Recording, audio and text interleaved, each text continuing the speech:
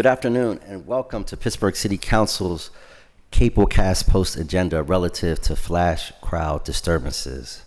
I want to thank the invited panelists, members of the public who are here in person as well as tuning in from home. We are here today to discuss a critical issue that has been at the front of mind for many of our fellow residents across the city. I called for this post-agenda meeting today because our cities and cities around the country are wrestling with an urgent, complex, and escalating challenge. The recent rise in flash crowd disturbances involving adolescents and young adults. We have seen a growing trend of large, spontaneous gatherings, primarily made up of young people, materializing primarily in downtown Pittsburgh on the south side and in the city's east end. We acknowledge that the desire for youth to gather, socialize, and express themselves is an entirely natural and necessary part of healthy human social development. The often chaotic, disruptive, and sometimes violent dynamics of these specific incidents must be examined, understood, and addressed in a way that we keep our residents safe, create engaging third spaces for young people, and foster intergenerational belonging in our communities. I want to speak directly to our young people, residents, community leaders, and local businesses. The frustration, anxiety, and concern many are feeling across the city is completely valid. When large spontaneous groups block the flow of traffic, or pedestrians disrupt local commerce or create environments where altercations and property damage occur, it does strike at the core of our city's well-being, including for those involved in the incidents. Everyone in Pittsburgh deserves to feel secure walking our streets and operating their businesses. Ensuring that basic level of safety is and always will be a top priority of public servants.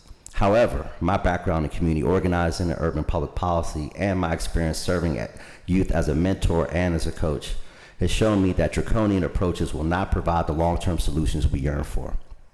Simply put, we cannot merely arrest our way out of a complex social dynamic. We must never lose sight that these young people involved in these incidents are our young people. They are Pittsburgh's children. When our children mobilize in these disruptive ways, it is often the system of a larger disconnect and a loud cry for help. While undoubtedly we need to apply effective accountability measures, we also must balance that with meaningful opportunities for redemption. If we want a permanent solution, we must look at the root causes and ask ourselves some hard questions today. What are the ingredients of an engaging safe haven? Where do they currently exist? How do we create more? How do we ensure our youth have accessible, engaging, and supervised third spaces to gather outside of school and home in every corner of our city? How are we tracking digital trends? Social media is the primary tool behind these spontaneous events, and how can we better anticipate these digital flashpoints before they manifest physically on our streets? And what is our community-led response? How are we deploying social services, street outreach workers, violence interrupters, educators, youth advocates, and other stakeholders alongside our traditional law enforcement? Our goal for this post-agenda is to find solutions, driving fact-finding, dialogue, and ultimately collaboration. We are here to forge a comprehensive and equitable path forward. So today we aim to listen to thought leaders and experts, to understand the complex dynamics and root causes that have contributed to this immense challenge we collectively face, to engage community allies, to gain insight for those working directly with our youth regarding intervention strategies and the urgent need for more funding for youth programming, and hear from public safety experts, to understand logistical challenges, current protocols, and how do we best collaborate with law enforcement as community partners. We must balance the absolute necessity of public safety, community health, and general wellness with the deep obligation we have to guide, protect, and invest in our youth. I'm looking forward to a highly constructive dialogue today, one that will inform smart, effective solutions to keep Pittsburgh safe, vibrant, and a place our young people can thrive and feel a sense of belonging. I also want to note that we are being joined by my esteemed council colleagues, Councilwoman Barbara Warwick, and our council president, Dan Lavelle. And to begin, we are going to, I'm going to yield the floor to our first speaker, Dr. Paul Levinson, professor of communication and media studies at Fordham University, who analyzes flash crowd disturbances as a natural progression of technology-enabled communication. He emphasizes that the internet and social media act as rapid catalysts, allowing crowds to assemble spontaneously for both positive organizing and disruptive behaviors. Thank you for joining us, Dr. Levinson. Well, thank you for inviting me. I'm very honored to have been invited and to be attending this important meeting. I think this is a very important subject, but I think I might have a slightly different focus than some or many of you may have. And I say this having read the provisional law that you passed a little while ago, which, as far as I can tell, limits on certain days people 17 and under being able to gather in a crowd or even by themselves. If they're 17 or under, unless there's someone who is also 21 and older. And I was frankly shocked when I saw the wording of that law. And, you know, I'll be happy to tell you why. The First Amendment, as I'm sure you all know, among the several important things that it guarantees anyone here in the United States, among those very important, crucial rights is the right to peaceably assemble. I'm sure you all know that.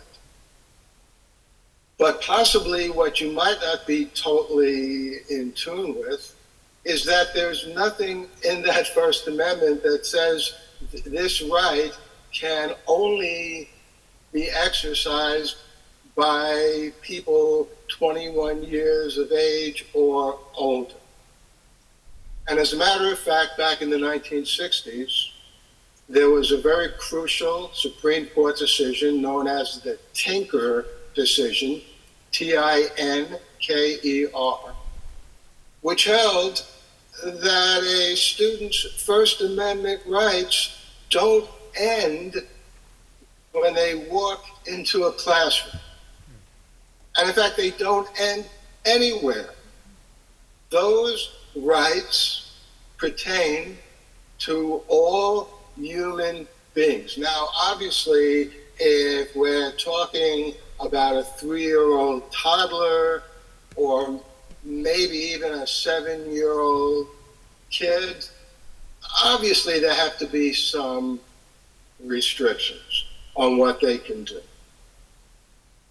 But to say a 17-year-old or even a 16-year-old can't gather in a group, again, as long as they're not doing anything criminal, obviously, if anyone does anything criminal, the police have an obligation to stop that. I thoroughly support that. But to say without any further details that just the mere gathering, if you're 17 years old or younger, cannot take place unless there's someone who's 21 years or older there, I think is a blatant violation of the First Amendment. And I also think it's a very bad idea. Now, one of the things that Congressmember Mosley mentioned, and you know, this is an important thing to keep in mind. What's the backdrop of this? Obviously, it's social media. Kids spend an enormous amount of time on social media. They make friends on social media. One of the benefits of social media, in fact, is that you can get to meet people online and later meet them in person. So I think it's important to keep what I'm going to now tell you in mind when you get so concerned about this impact of social media, that you pass an ordinance, again, which in my view is frankly, blatantly at odds with the First Amendment. So many years ago, I was at an auction, and a box of, I don't even know what was in the box, went up for sale. And the auctioneer said, well, who'll give me $1 for this? So cheapskate that I am, that appealed to me. So I raised my hand and I got this box for $1. And basically there were a bunch of, pretty much worthless things in this box. But at the very bottom of the box, there was a copy of Good Housekeeping. I'm sure you've all heard of that magazine. But this copy of Good Housekeeping was dated 1910. Okay, so over 100 years ago, 116 years ago to be exact. And so I leafed through this magazine. I'm not particularly interested in Good Housekeeping and its articles, but I found a very, very fascinating and significant article. It was an article by someone by the name of William McKeever. He was a professor in a school of agriculture someplace in the Midwest. And the title of that article in 1910 was Motion Pictures, a school for criminals. Actually, I left out a word. Motion Pictures, a primary school for criminals. And I read through the article and I had to laugh because here was this article published in 1910 and it was saying we have to do something about this new mode of communication. It's ruining our children. They spend their afternoons in dark, danky theaters. Who knows what kind of ill effect it's going to have on them. So nowadays we could laugh at something like that.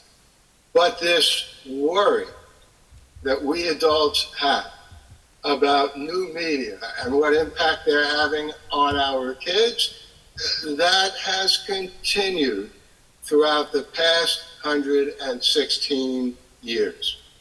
By the time we got to the 1950s, most people were okay with motion pictures for kids, but they were concerned about comic books.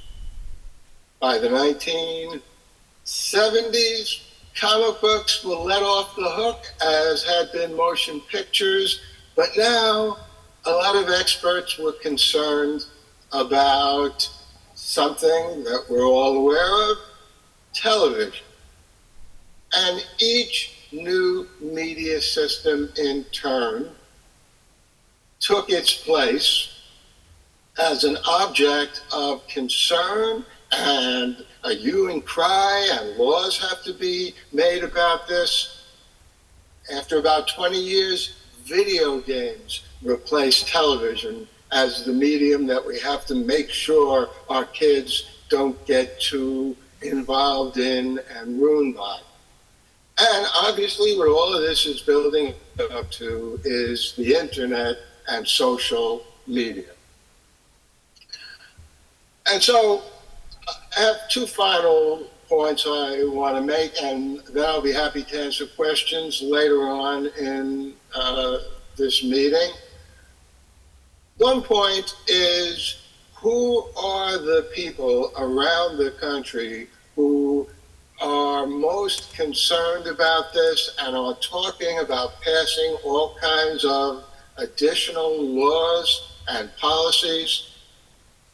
One of them is a person that I know very well, not personally. She was once the district attorney in Westchester County in New York State, where I live. Her name is Janine Pirro, and she was on Fox News for a while, and she was appointed U.S. Attorney for the District of Columbia, Washington, D.C. She has talked about making criminal charges available for any parent that allows their kids to get together in these so-called teen takeovers. And that concerns me, because there again resides the root to fascism. telling people what they can do and what they can't do when they're not committing a crime. And so to be clear about this, if there is any criminal activity, if there's any looting, if there's anyone who is physically harmed in these gatherings, then absolutely the people who did that, whatever their age, they need to be investigated and maybe even talk to their parents. So I'm not saying people can do whatever they want. But what I am saying is it's a very, very dangerous thing to outlaw kids meeting. And I know the main purpose of this meeting is to come up with alternatives. Absolutely, I think that's a great idea. You know, here in New York City, one of the great things that has been going on for decades are summer concerts. Everyone likes that. They're free of charge. Another way of engaging young people is you open up pools, you open up places which are cooler in the summertime. You connect with motion picture theaters, some of them still exist, to have special events, special movies that might be especially appealing to kids of this age.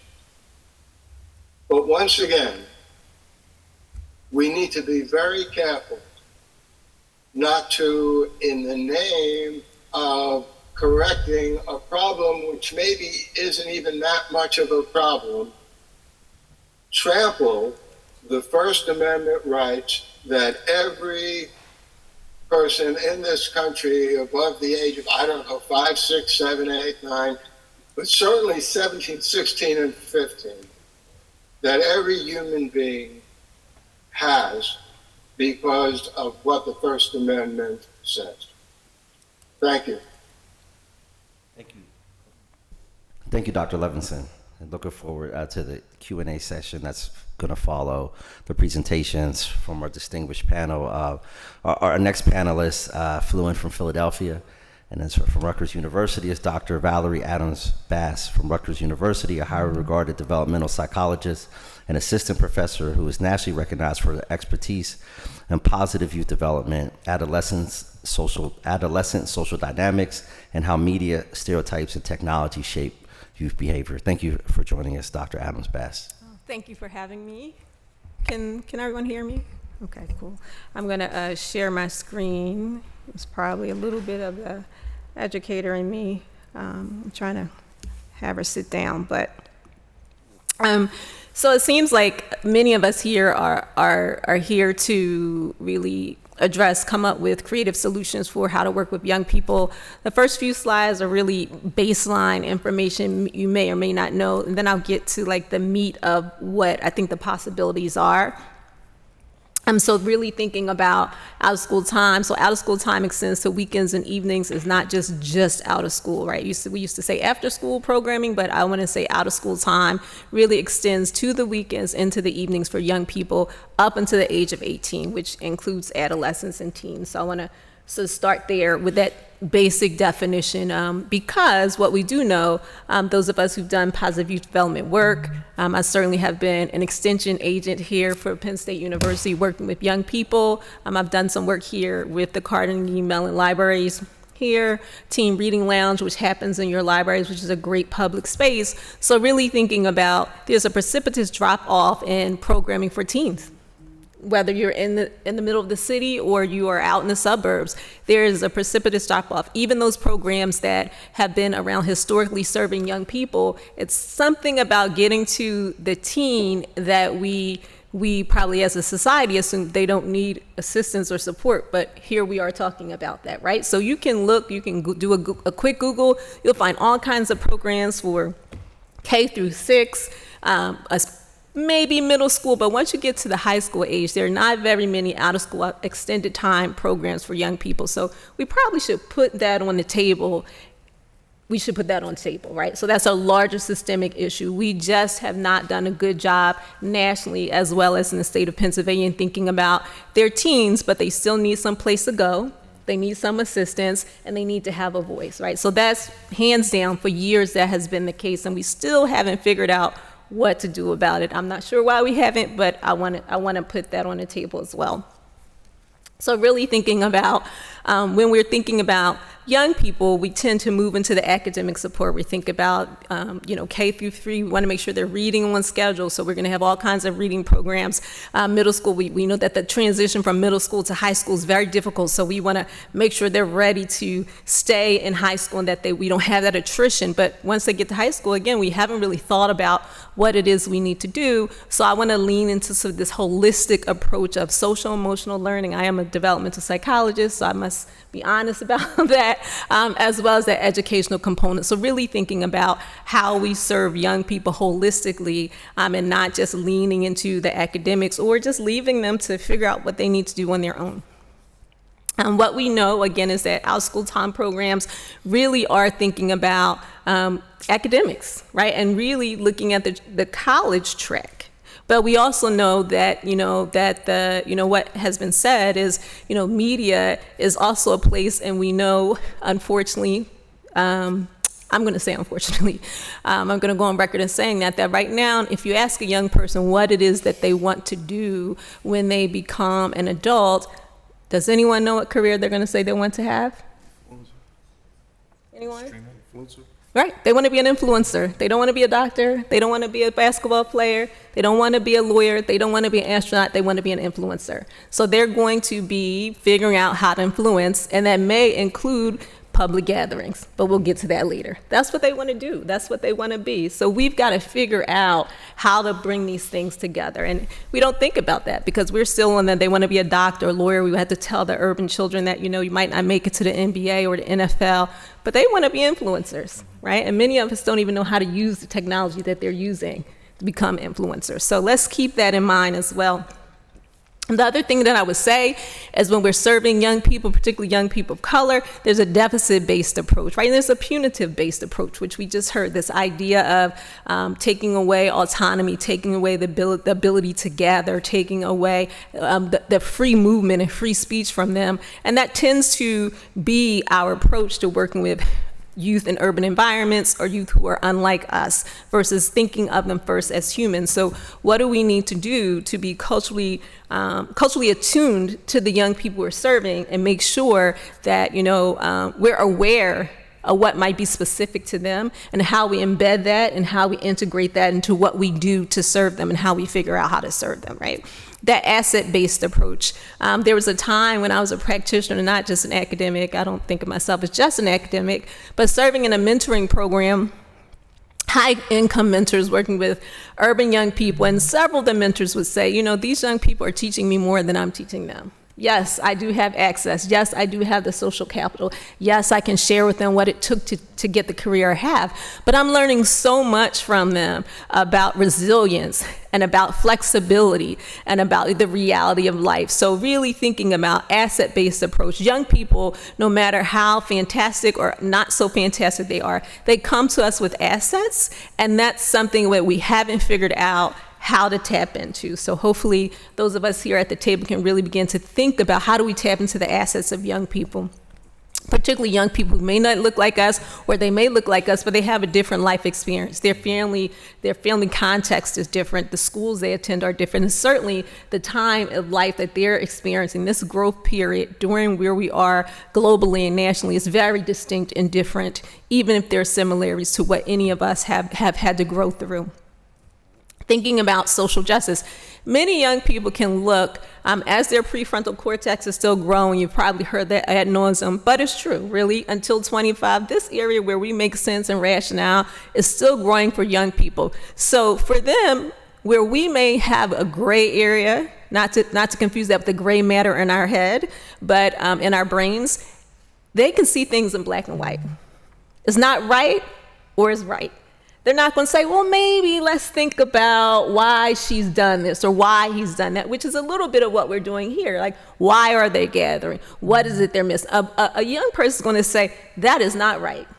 They're going to say, that's great. Let's do something. Let's do something about it. Now, what they choose to do may not be what we want them to do, quite honestly, or it may not be what's safest for them or safest for the community where they live or where they're spending most of their time. But they rarely see things gray area like, well, maybe they had to do that because this was needed, or maybe she wanted to do that because she desired this. They're generally going to see things in the black and white. It's either good or it's bad. It's right or it's wrong. That's just where they are, right? And so we can forget about that because we can look at them physically and say, well, they're tall enough, they're big enough, they do this, they can get to school by themselves, they can do these things, they should know better, but they're still developing. And I think we often forget that about adolescents. They're not quite adults, although we like to adultify them, particularly if they are children of color. Right? If their voice is deep, if they've grown hair on their face, if their physique is different, we see that before we see them as young people. And that might have to do with my comment about us not having programming for them. We should know better by now, I would say. And not just Pittsburgh, I would say that nationally on the record. So a couple things, positive character development, this comes out of, it's been around for a while, bubbling, but really Dr. Richard Lerner sort of was able to kind of put this together, these C's of positive youth development. So this idea of character building, competence, confidence, connection, caring, and contribution. I won't bore you with that, but those are really the C's of any good program that's trying to serve young people. If you're trying to serve young people, you want to make sure that you have all these C's there. And oftentimes we do forget about the caring and the connection, right? Because we want them to be safe. We want the adults to feel safe where the young people are gathering or not. And we forget about the caring and the connection. Both are vital for meaningful relationships and for retention. Because if you look at the programs that serve young people, including a program like 4-H, as I mentioned I work for, including a program like Big Brothers or Big Sisters, both of them are national programs. They look a little different state to state, but they also have attrition at the high school level because you cannot treat an adolescent the same way you treat a 7th grader, 8th grader, and definitely not a kindergartner. They're going to leave your program. They're not staying. When you tell, sit down, stand in that chair, don't go anywhere. Do your homework first in a particular way. That is not how you're going to engage and keep and sustain a program or keep those young people coming into your door. So we really have to think about how we connect. And in this space of digital media being their primary source of connection, we might need to lean into that a little bit more. And caring, really trying to establish a relationship with those young people. And that might mean in establishing that relationship with those young people that we have to take one on the chin, we have to take one on the chest a few times before they realize that you are there for them and you're not walking out the door, right? You're not walking out the door, you're not just checking a box. So I want to lean into that. Standard best practices are here, but the ones that I want to talk about a little bit more are the culturally responsive practices, because as we build programs, particularly for young people of color, we want to think about these practices, embedding these practices in, right, so that everyone benefits. When you have best practices like this included or on top of the standard best practices, you're likely to have attrition, you're likely to attract people, and you're likely to get young people to be the champions for your programming, right? So that trust, as I said, empowering youth agencies, we're going to get to that. Really thinking about clear expectations and allowing those young people to help you create those expectations. Young people, they have a double standard as we do, right? We're saying these young people may or may not be able to do the things they want to do, but they also have a double standard for us, right? You're an adult, you get to do this or not. You're a young person, you get to do this or not, but you don't get to do the same thing, right? And so they too have a double standard, and we have to think about that when we're working with young people. You as an adult, you definitely should know better, right? Me as a young person, maybe not so much. I can take a few risks, and you should be okay with me taking those risks because I'm not quite an adult yet. But we rarely think of that. We just see the action, we see the behavior, it makes us uncomfortable, or it makes the people around us uncomfortable, and so we immediately put up the walls instead of establishing that relationship, that level of communication to figure out what's going on here, or even to help them to point out that you, sir, or you, young lady, you too have a double standard. What are we going to do about this double standard? How can we come together, meet somewhere in the middle, right? And that takes a bit of negotiation, and that takes a bit more of that cultural competency and understanding how they're moving, how they're speaking, what their language is, what is the priority in their community at this moment. Nurturing productive challenges. That is where, you can ask a young person, what is the problem and how are you going to address it? Now, sometimes they dream big. As a practitioner, having worked with young people, at one point, they said to me, teen pregnancy is a problem. You can just ask them the question, what's the problem? What's the issue? How can we solve it, right? Because we are all adults, unless there's a Benjamin Buttons at this table. We're all adults at this table. Where's the young person helping us to figure this out, right? Where's the young people? You usually need two in a crowd like this so they feel comfortable enough to speak up, right? That's just what the research shows. Where's that young person here helping us and listening and saying, she has no clue what she's talking about? Or, yeah, that's right. So we need that young person to be a part of addressing and resolving the issues, right? But also, that young person is also going to be able to say, as I started to say, they wanted to eradicate all teen pregnancy. When we talked about teen pregnancy, this group I was working with, young teenagers, we want to eradicate all teen pregnancy. One of the young women happened to be pregnant at the same time. Okay, how are we going to do that? They had the grandest plans, right? Of how, so you're saying all over the globe or right here in this city, in this community, in this environment. So really, that's where the adult is coming in. One, the young people can sometimes, as I said, they're going to say what the issue is. We're going to go downtown or we're going to go to the mall and people are going to be uncomfortable, but we want to go there because there's no place to stay. Okay, what else should we do then, right? And in most cases, they're going to have a brilliant idea, and the adults who are around there developing that caring relationship and having those cultural competencies can coach them through, is it probable that we're going to eradicate all teen pregnancy?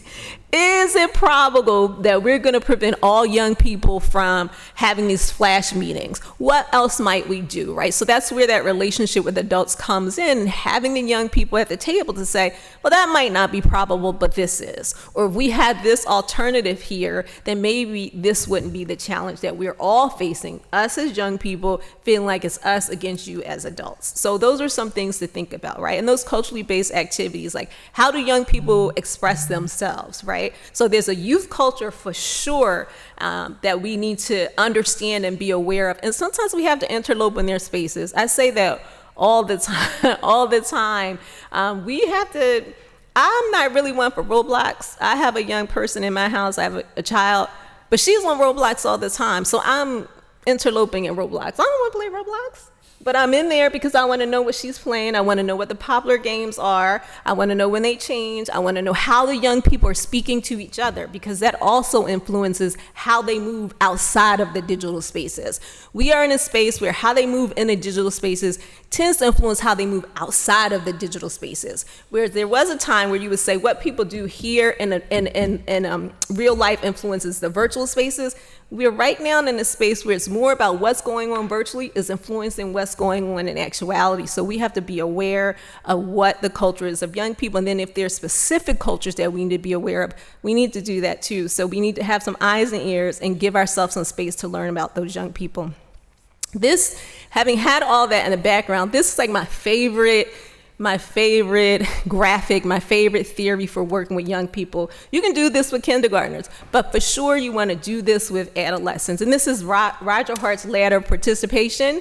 This was actually developed for humanitarian-based programs in countries that have seen war or famine, where young people's lives have been in shambles. But it works right here in the United States, and we don't do it often enough. Oftentimes, we're all the way down the bottom where we're saying that we just want the young people to show up and smile for the camera. We've got some t-shirts for you, or we've got some pizza movie tickets. When you're working with adolescents, knowing that they're developing, they're headed to adulthood, they still are not fully developed. They want those challenging opportunities. We need to work in tandem with them. As I said, we're the young people at the table. Maybe they're behind me in the audience. So we want to move from manipulating young people, using them as a token or decoration, to really collaborating with them. It's hard to get to rung 8 if we've consistently worked with younger children, K through 8, or if we just haven't had adolescents in our lives anytime recently, other than to see them in public spaces, at the mall, passing. And so we really want to move to a place, I would say, if you find, you don't have to raise your hand, you don't have to just smile. If you're at rung 1, 2, or 3, then at least I want to stretch you to get to rung 6. Ideally, you're at rung 8, where the young people are right here helping you to make decisions, pushing back, pulling in. But if you're at 1, 2, or 3, and we're all busy, we're all trying to do things, and in the case of our council members here, our esteemed council members, you're trying to make sure the city's okay and is healthy. But we really do have to make space for young people, because they are the future. They indeed are the future. We've got to make space. If you think about, if you say, go ahead and drive the car, and they've never driven before, how would they know to drive the car if you've never given them the opportunity? Right? So you've got to make space for them. And sometimes it's just small conversations and moving into a larger place. So I want to say, you want to make space for those young people to be at the table, even if it's figuring out the out-of-school time programs at work that already exist, how they need to be modified, or if they're new models that need to come onto the table. And they need to be part of building it. And if they're not part of building it, let's say you have an idea now, before you launch the idea, I want to encourage you to have young people come. And that's where you get to that rung 5, 6, 7, or 8, where young people, 1, they're going to buy in because their voice has been a part of it. 2, they're going to tell you whether it does or doesn't work, right? We might have the brilliantest ideas, but it's been a while since I was a teenager. And I think the rest of us here at the table as well. So I want to encourage you to look at the Rogers Hart ladder, and this is kind of a little bit easier on your eyes if you have aging eyes like I do, but really thinking about getting to the place where, even if it's adult-led, the youth are consulting, they're giving you feedback. That's not going to work. It's going to work. Try this person, try that. I want to meet this person. We want to do this way. Really thinking about that is super important. Getting to the place where the young people are consistently a part of that conversation is going to make it a little bit easier. And you're going to have more buy-in, right? But it's when you're partnering with them. So I want to lean into really moving into having young people be at the table consistently, and you need to have at least 2. So they're feeling comfortable and confident enough to speak in front of a room full of adults with lots of titles and lots of degrees and lots of responsibilities, and they may just be in high school, right? Mm-hmm. If they're in high school. So we really want to think about empowering them in that important way. Couple examples. I know you did have a freedom school. As I said, I've done some work here.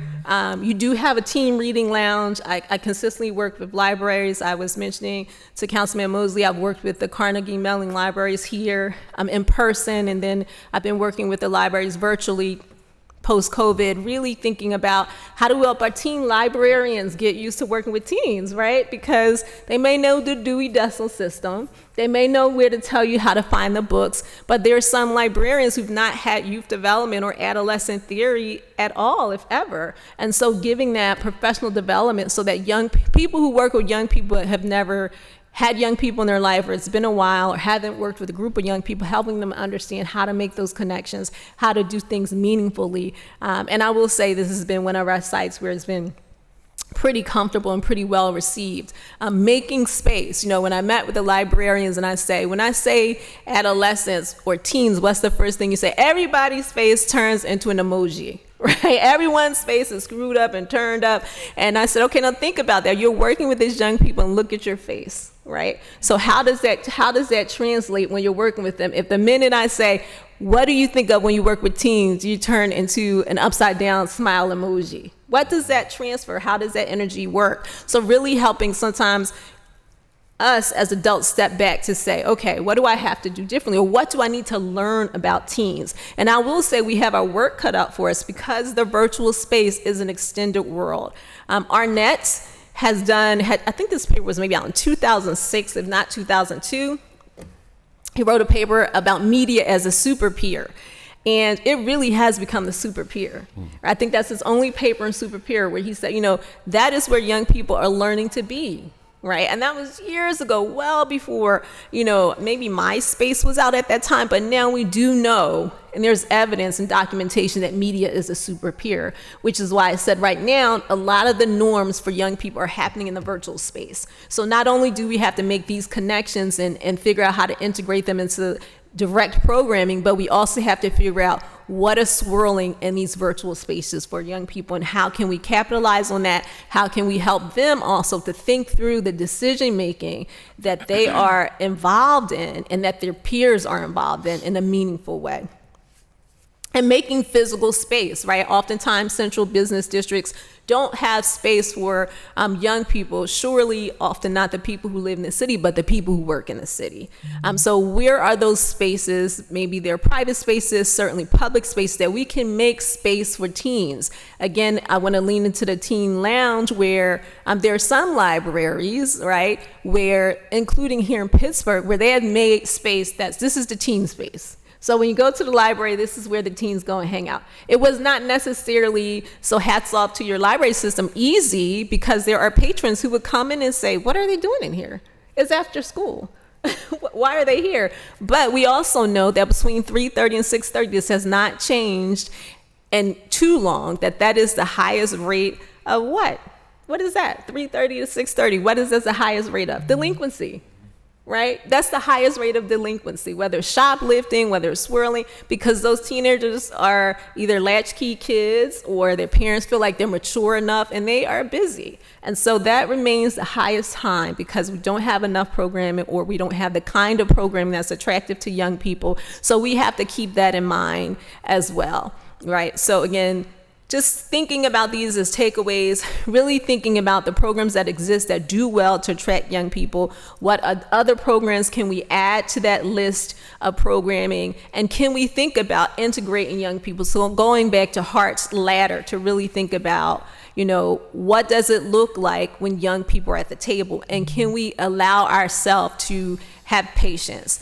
Finally, it seems like you've done this already. Local business partnerships, they usually take a little bit more massaging, to be honest. Local business tend to take a lot more massaging to get them on board, and they, more than librarians, have not worked with young people other than a cash transaction. You come to buy something, and you're leaving my store. That's it. They've not done much more. But they are key because we're thinking about adolescents. They need to learn some skills. They need to learn skills, those social skills, particularly this group who have been in this virtual space, extended virtual space because of COVID-19. So thinking about how do you, one, select those businesses and what kind of trainings and opportunities and partnerships will you offer those businesses so that they have a higher comfort level of working with young people. School community collaboration. Schools tend to want collaborators that are going to come in and do academics. I can tell you as a professor, I have gotten to a place where I don't answer my email on the weekend. If you can't figure out how to do your homework, I'll see you on Monday. I'm tired. So I'm sure that the students are tired too. If they've been in school 8 to 3:30, then some of them may be in another program. So thinking about other opportunities for life skills, maybe it's learning how to run a business, maybe it's financing, maybe it's gardening. I don't know what it would be for this group. And that's where the young people can say, this is what we would do and come to. But really thinking about school community partnerships that are not just academic, not traditionally academically focused. There are ways to integrate academics if we can just trust the process that doesn't require the standard routine rudimentary way of approaching academics. And lastly, as I said, youth civic engagement and youth voice. Young people really do want to do something. There are models all over the globe of young people who want to do something, models here in the state of Pennsylvania as well as in the city of Pittsburgh where young people want to do something. Let them do it. Figure out how to let them do it. And that means conversations, and that might mean that some of your meetings don't take place at 1, but they take place at 3:30 because the kids are out of school, right? Some practical things like that. That might mean that at a school, instead of, parent-teacher partnerships happening at a time where most of your parents have to work and they work wage salaries, they don't have salaried positions, that might mean moving your parent-teacher time. It might not mean all the time, but it might mean alternating. So some of it is practical low-hanging fruit where you say, we need to move our meetings every other month or every quarter so that these parents or these kids who can't come at this time can come. So some of those ways of demonstrating that you care, you value what people are experiencing is another way to develop that relationship and that trust. Super important. Youth advisory councils that have an adult or two who's there, but it's primarily young people who are maybe meeting parallel to you, and then they can come with their two representatives and say, here's what we've been talking about. What have you been talking about at your council meetings? Here's what we're seeing. Here's what we need. What do you need? Maybe there's some partnerships there. So really thinking about youth as also being responsible, committed to the city of Pittsburgh just as much as the adults around this table are. Third spaces, Councilman Mosley has talked about that. There are virtual third spaces as well as in person. As I said, where are those spaces that are not being occupied? How can you massage that relationship so that even if those young people are hanging around in town, are there third spaces where they can go and just be teens without being ostracized for being teens? Of course, there's going to be a need for adult supervision, but are there spaces that exist that are not being used? Right? Are there spaces that exist that are not being used, and how can we collaborate and make those partnerships meaningful? Super important. Those digital spaces is hard to crack when young people get into them. We do have to eavesdrop, as I said, but once adults get into it, they're on to the next. And by the time we figure out what their next digital space is, we're too late. Really, quite honestly, which is why I say you want to interlope in those spaces as you can, but let them have that space with our interloping, but find where those other spaces that you can collaborate and connect, where you can have, they can game and do things and they can interlope and you can hear what they're talking about and you can establish that open communication to figure out where you can interject and intercede before young people are swirling on the streets and is creating anxiety or perhaps potentially leading to the kinds of things that we don't want to see young people experience or the city. So I want to thank you for listening to me. I'm happy to engage in additional conversation and other notes that I took as I was here. Thank you. Appreciate you. Thank you, Dr. Bass. And I do just want to note that we're also joined by Councilwoman Gross and Strasburger online, but we are joined in person by Council President Lavelle, Councilman Wilson, Councilman Charlin, and Councilwoman Warwick.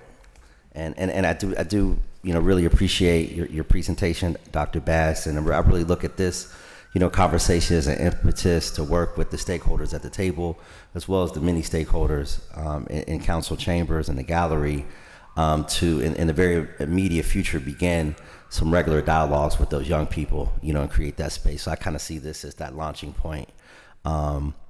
To really, get our minds thinking about how important that is. I've had the opportunity over the last week to be in a couple spaces and hear directly from young people, and I would, really love at some point in the near future, particularly around the issue of third spaces, at a time later than 1:30 on a weekday, or it could be 1:30 on a weekday if it's, about a month from now when school ends, and have young folks, at the table. So that's definitely something that we're going to do. I do want to just note for the record that, we are going to, as we continue this work, is going to be engaging with our young people, in a really intentional and meaningful way. So we're going to start with our local experts who, have been 10 toes down in the community, have a lot of unique perspectives from violence interrupting to youth mentoring to law enforcement. And we'll just start to my left with Mr. Rivers. If you could introduce yourself, your organization, and your title. Thank you, Councilman, for having me. Number one, good afternoon, everybody. My name is Jason Rivers, and I wear multiple hats. Educator with Pittsburgh Public Schools for 24 years now. I've worked on the middle school, high school level, as well as central administration, currently overseeing the work that we do around violence prevention and intervention in the district, and managing our partnerships that we have with the city of Pittsburgh, as well as many community organizations.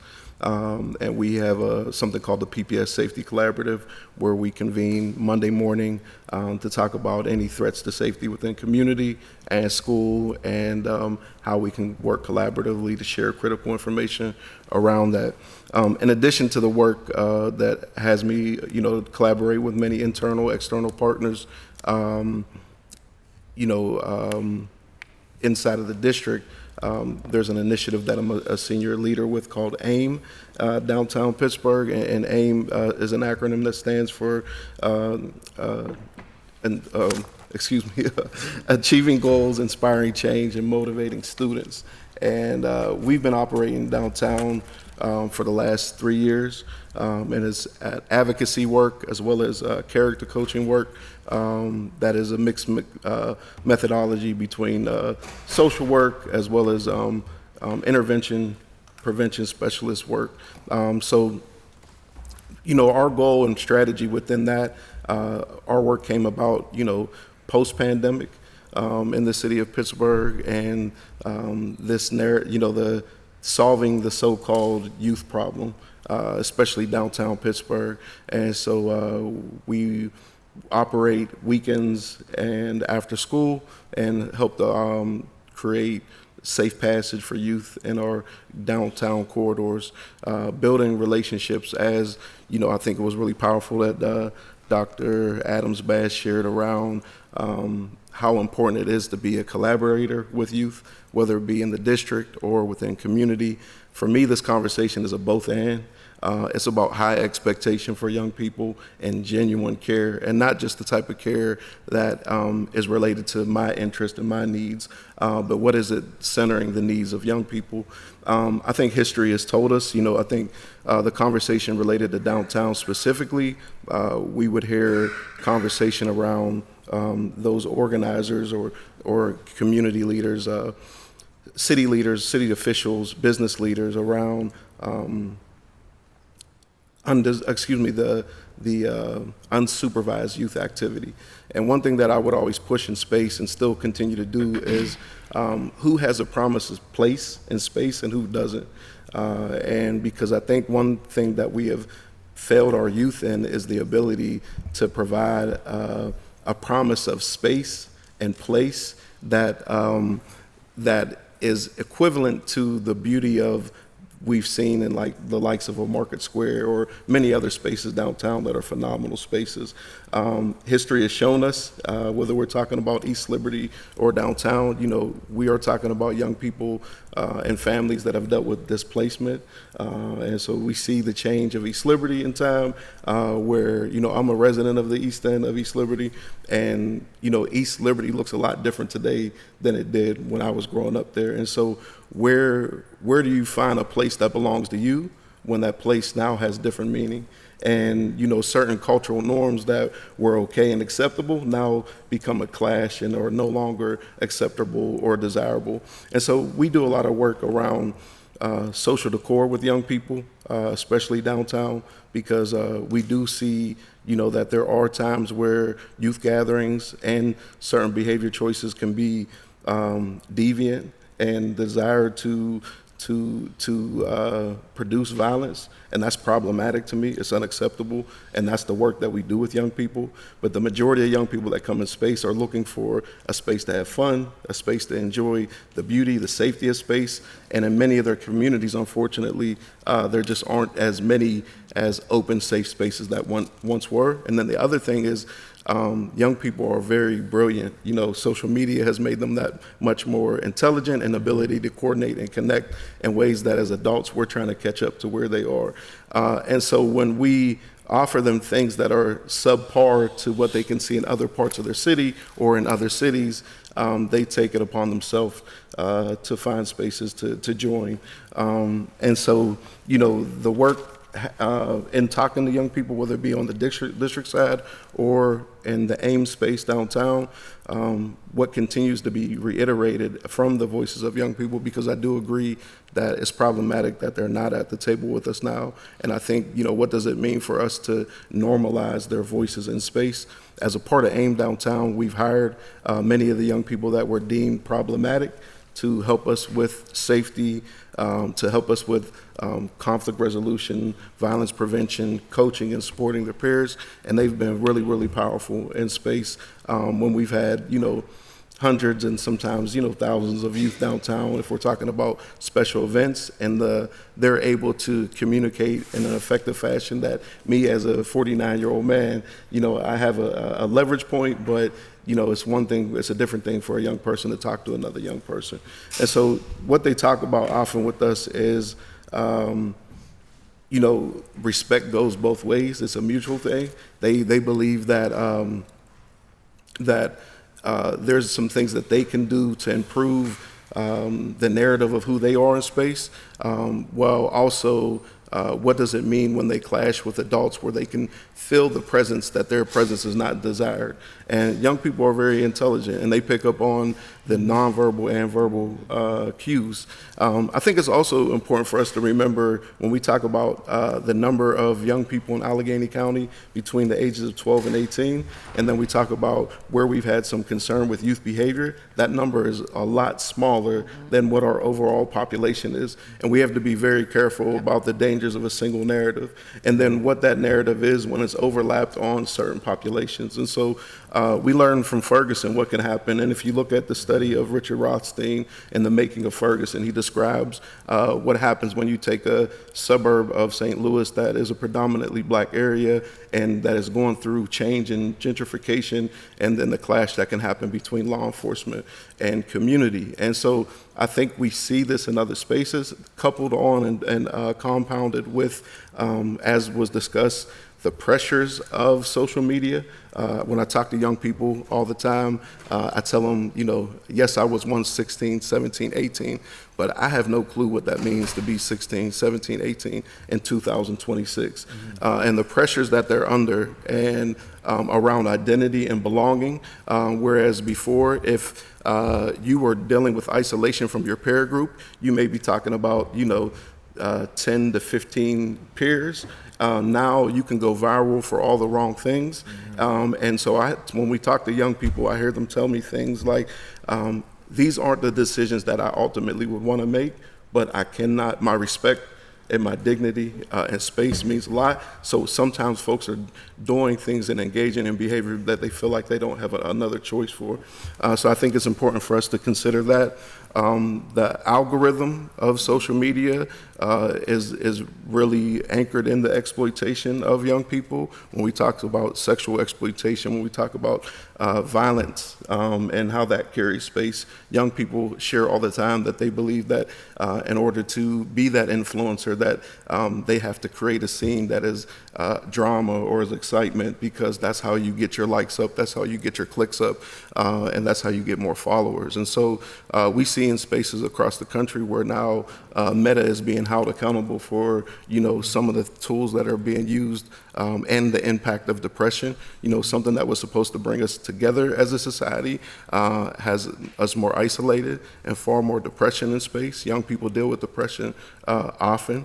And so one of the things that I found so phenomenal when I'm in, and I look forward to being in space, especially downtown with our youth, that point around learning. They teach me far more than I have to offer. And when we watch them, they are the leaders and protectors of their own spaces. They problem solve every single day. They protect, they parent one another. They provide the work of a social worker to one another. Sometimes they show up as a police officer to one another. I'm not saying that all of their behaviors are the behaviors that we would desire in space, because that's absolutely not true. We've unfortunately even lost the lives of a young person recently downtown. And so any violence and every point of violence is unacceptable to me in space. I think social decor is important. I think that as we're talking about our young people, what was lost during the period of the pandemic, just because we said the pandemic was over and we opened society back up, we have some families and some students that were able to navigate and persist and move on, transition fine, but others that have been stuck in the weeds more. And I think that we don't give enough time and conversation to what that looks like and what those impacts have had. There's many clusters of young people that are dealing with homelessness, food insecurity, and it's never acceptable to break the law. That's not what I'm saying. What I am saying is, how well are we doing of a job to understand the individual stories? Our young people are not monolithic. It's not one size fits all, but how are we spending time and space to understand the variance of stories? And one of the things that we do within our work is relationship building and storytelling, and to build the psychological relationship that's needed to build the trust. We phased countless young people out of the downtown corridor that were stuck in space. Many of our, not just teenagers, but young 20, 21, 22-year-olds that have graduated or have not graduated that are just stuck in space.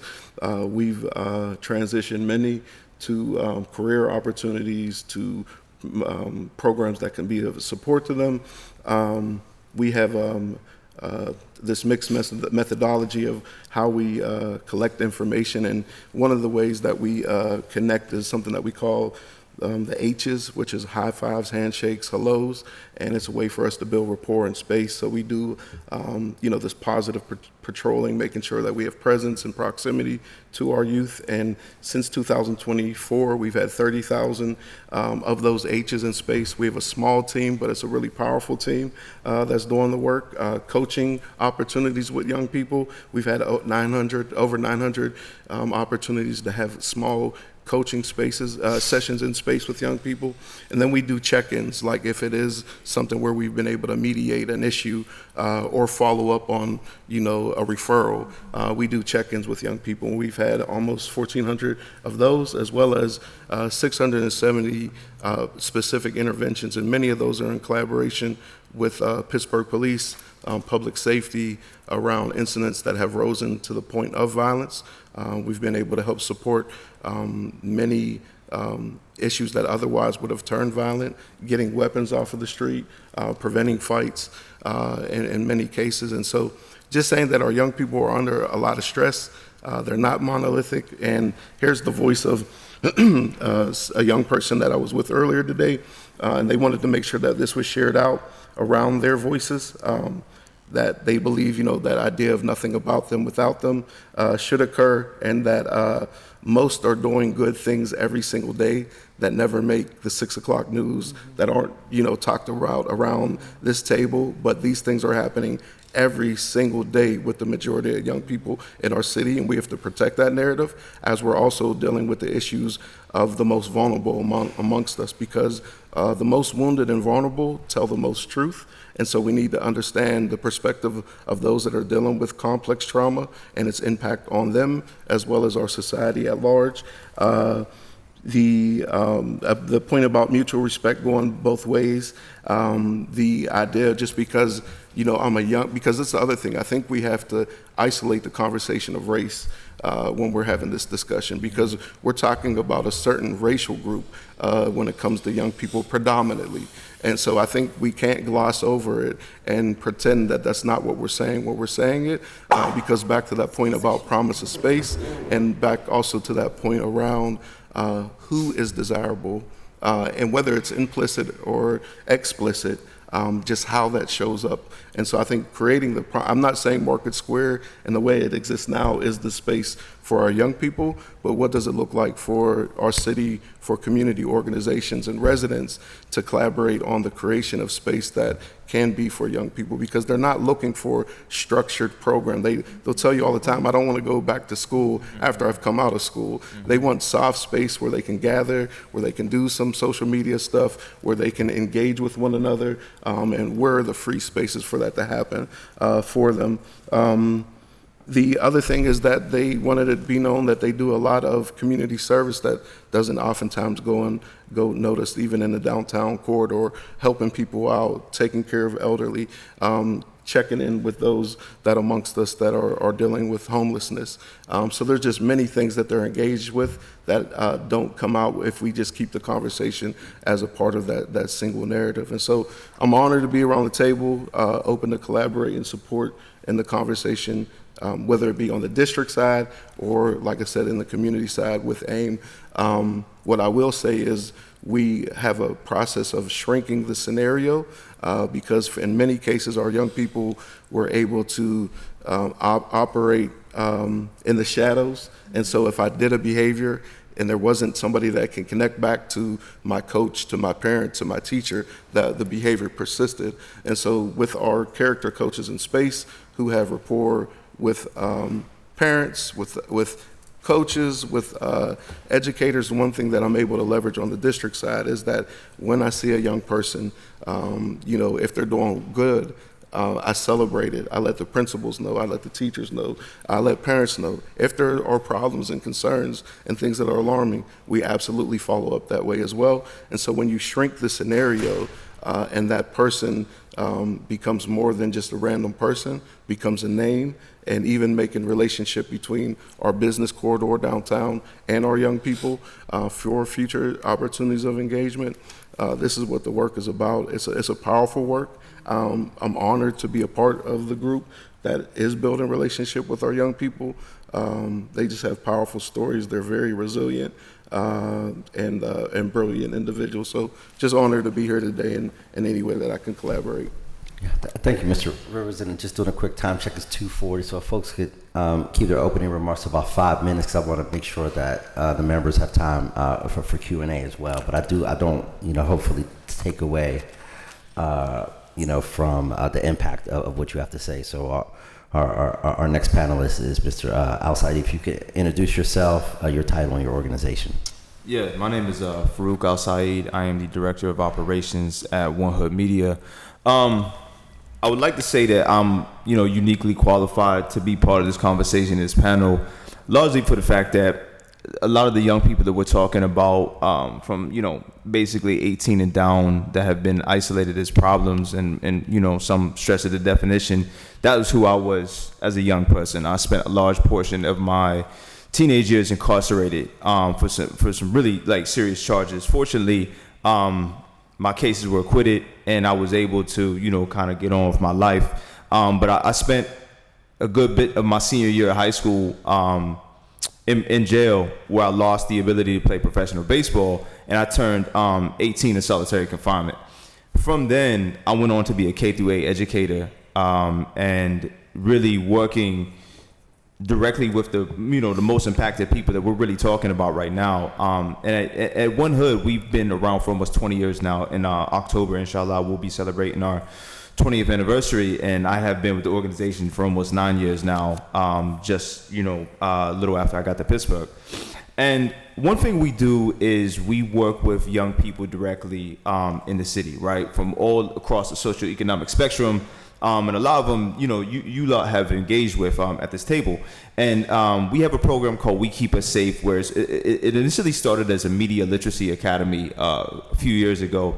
And then it kind of morphed into this political science, problems of democracy, youth development, leadership academy, where young people are really tackling the things that we're talking about right now every day. And in fact, right after this, I'm going to work on our program, which we host every Wednesday. We just had a youth panel this past Saturday that we've been putting into play for a good couple months prior to all of the, kind of the fervor around the curfew and everything like that. And what we do with young people is specifically allow them to take the charge, right? One of our things at One Hood is we always say we lead from the back. And we include the people who are impacted the most, and we allow them the platform to speak. And what I like to think is I don't ever give any young person empowerment. They already have power, right? I just teach them how to kind of color in the lines once they come up with a canvas or something like that, right? So what we've been doing with the young people is really just kind of coalescing them and having authentic conversations with them and allowing them to reshape public safety in a way that suits them for what their vision of an inclusive future looks like. For however many years it goes. The spectrum that we deal with is essentially how the federal government defines you, from 26 to 14. That's kind of what we work with. And we have this specific cohort of We Keep It Safe that we have is our most multicultural, with 7 different languages being spoken. We have postgraduate students in there, and we also got youngers that, was like me, that just coming off the roads, and they're looking for that third space and some place that could really just be safe and inclusive, where they don't have to worry about the pretense of an adult talking at them however many hours out the day. They can kind of just come to us and just decompress. One thing that our youths have been super involved in is just all of the public policy things that have been happening. They've come here with city council with me. They've been engaged with every single governmental official in the state, all the way from Governor Shapiro all the way to city council members like yourself. Some of them you've met personally. And they've had such amazing things to say, whether it's challenging local officials or just posing questions and saying, come out and help us and join the community. What we do is kind of a culminating event called Fridays on Deck, where Brother Rivers was just talking about it. We allow them to get out into the space and program areas where young people were removed from, very much like Market Square, right? They come out every summer. We've been in the East Liberty area, and we're expanding now into Hazelwood and the Hill District. and basically programming these spaces where curfews have been enforced, right? And we're allowing the young people to come out there and work directly with the community. We provide arts and education resources. We provide food trucks. We provide live music. We just provide safety for young people autonomously from like the constraints of curfews and pretense and just places where they don't feel welcome anymore. And I think I could reiterate all the things Brother Rivers has just said, because he said so many great things that I kind of wanted to say, but We in it together. appreciate you, yeah. But the thing that I would just kind of leave off with is that the young people that we have are beyond. I don't think brilliant is a sufficient adjective to describe them. But the thing is, they come to me with questions about, the number one question they have is, why is nobody defending us? Why are we being criminalized? And why has this collective call for violence come to young people from adults? And a lot of these people, a lot of these adults work with children.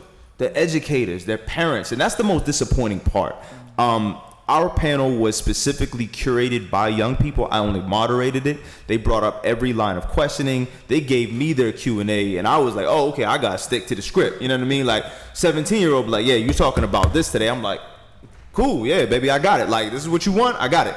But the number one thing is, why are these adults so quick to call for collective punishment from us and to us when they haven't given us an opportunity to speak for ourselves? And I think that is the biggest thing that has these young people upset right now, is that anytime, it's just like, we're adults, right? Let's keep it tall.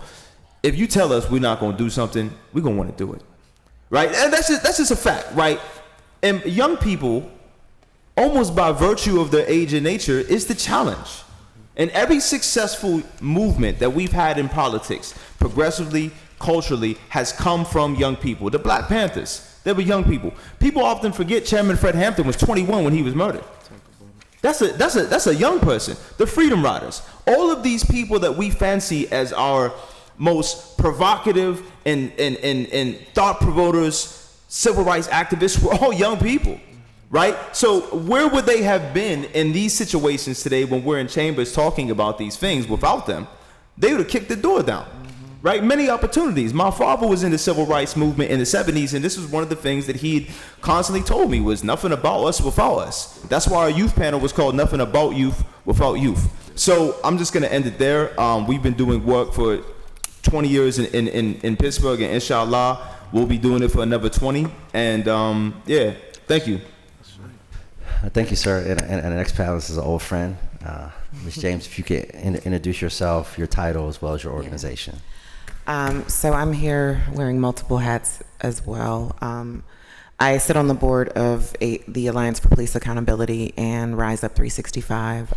So Brandy Fisher was invited to be here, but she had a conflict. So I'm here as a board member, but I'm also the president and CEO of Youth Places, which we have 30 years of providing the third spaces for teens in Pittsburgh. We have been in up to 25 neighborhoods in the city of Pittsburgh over the course of and our main core work is the third space. So it's brick and mortar, it's providing that safe space. We were also one of the first to come downtown back in 2018 and say, where are all these young people going? And from that point, we opened a facility down on Penn Avenue in 2019. There's a lot that my colleagues in this work have already said. So I kind of want to put something on record around this large group of teens, because that's where this conversation has started. And I've written some notes because I was called in at the last minute, so I'm sorry if I'm not looking you each in the eye. But large groups of teens are not automatically a threat, and I think we have to be careful not to confuse youth presence with youth violence.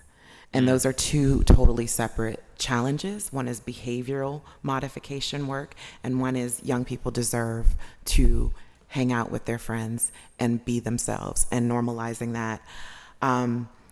The solution, there are many third spaces, let's just be clear, around this entire city.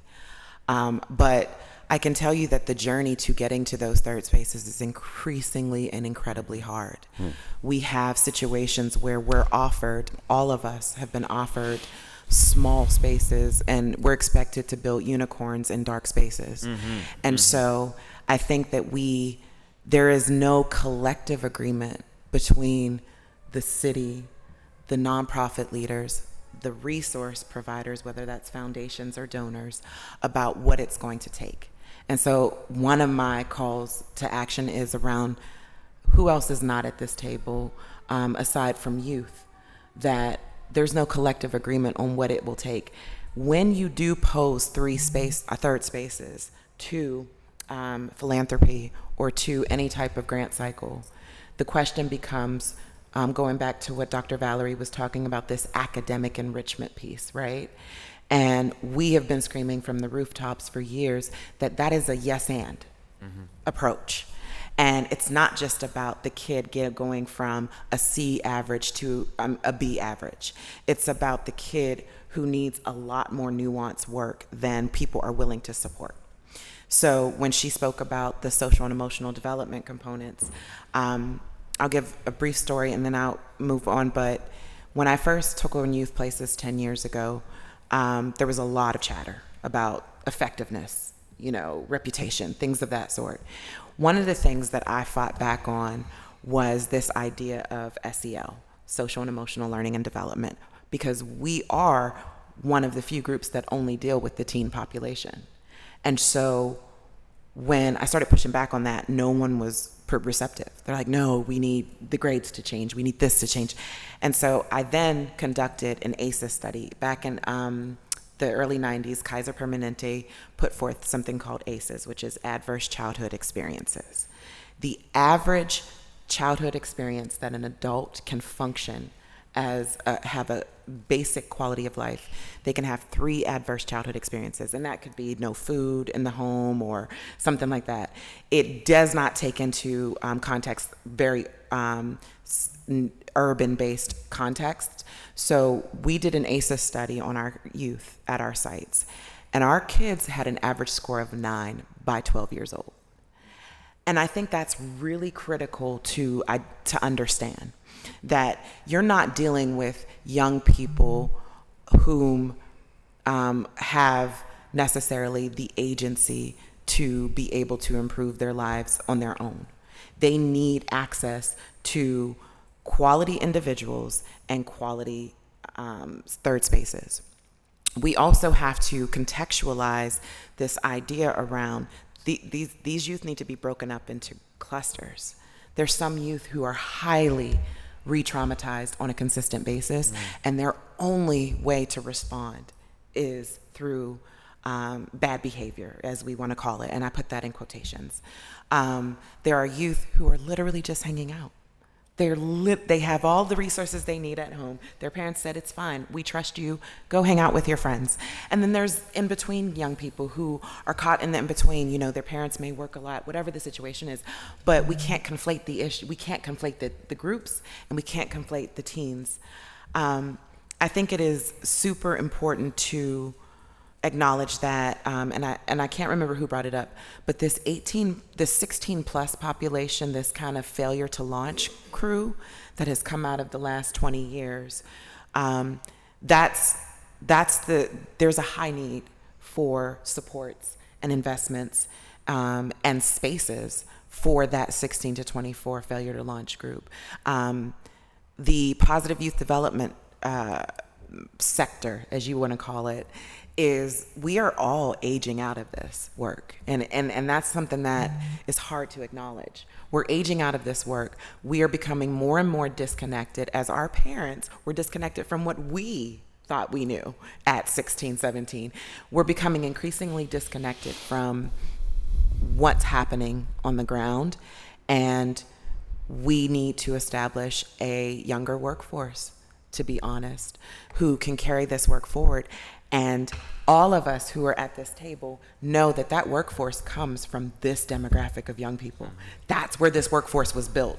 This positive youth development workforce was built off of the kids who everybody rejected in the past, in the 90s, in the 80s, in the 70s.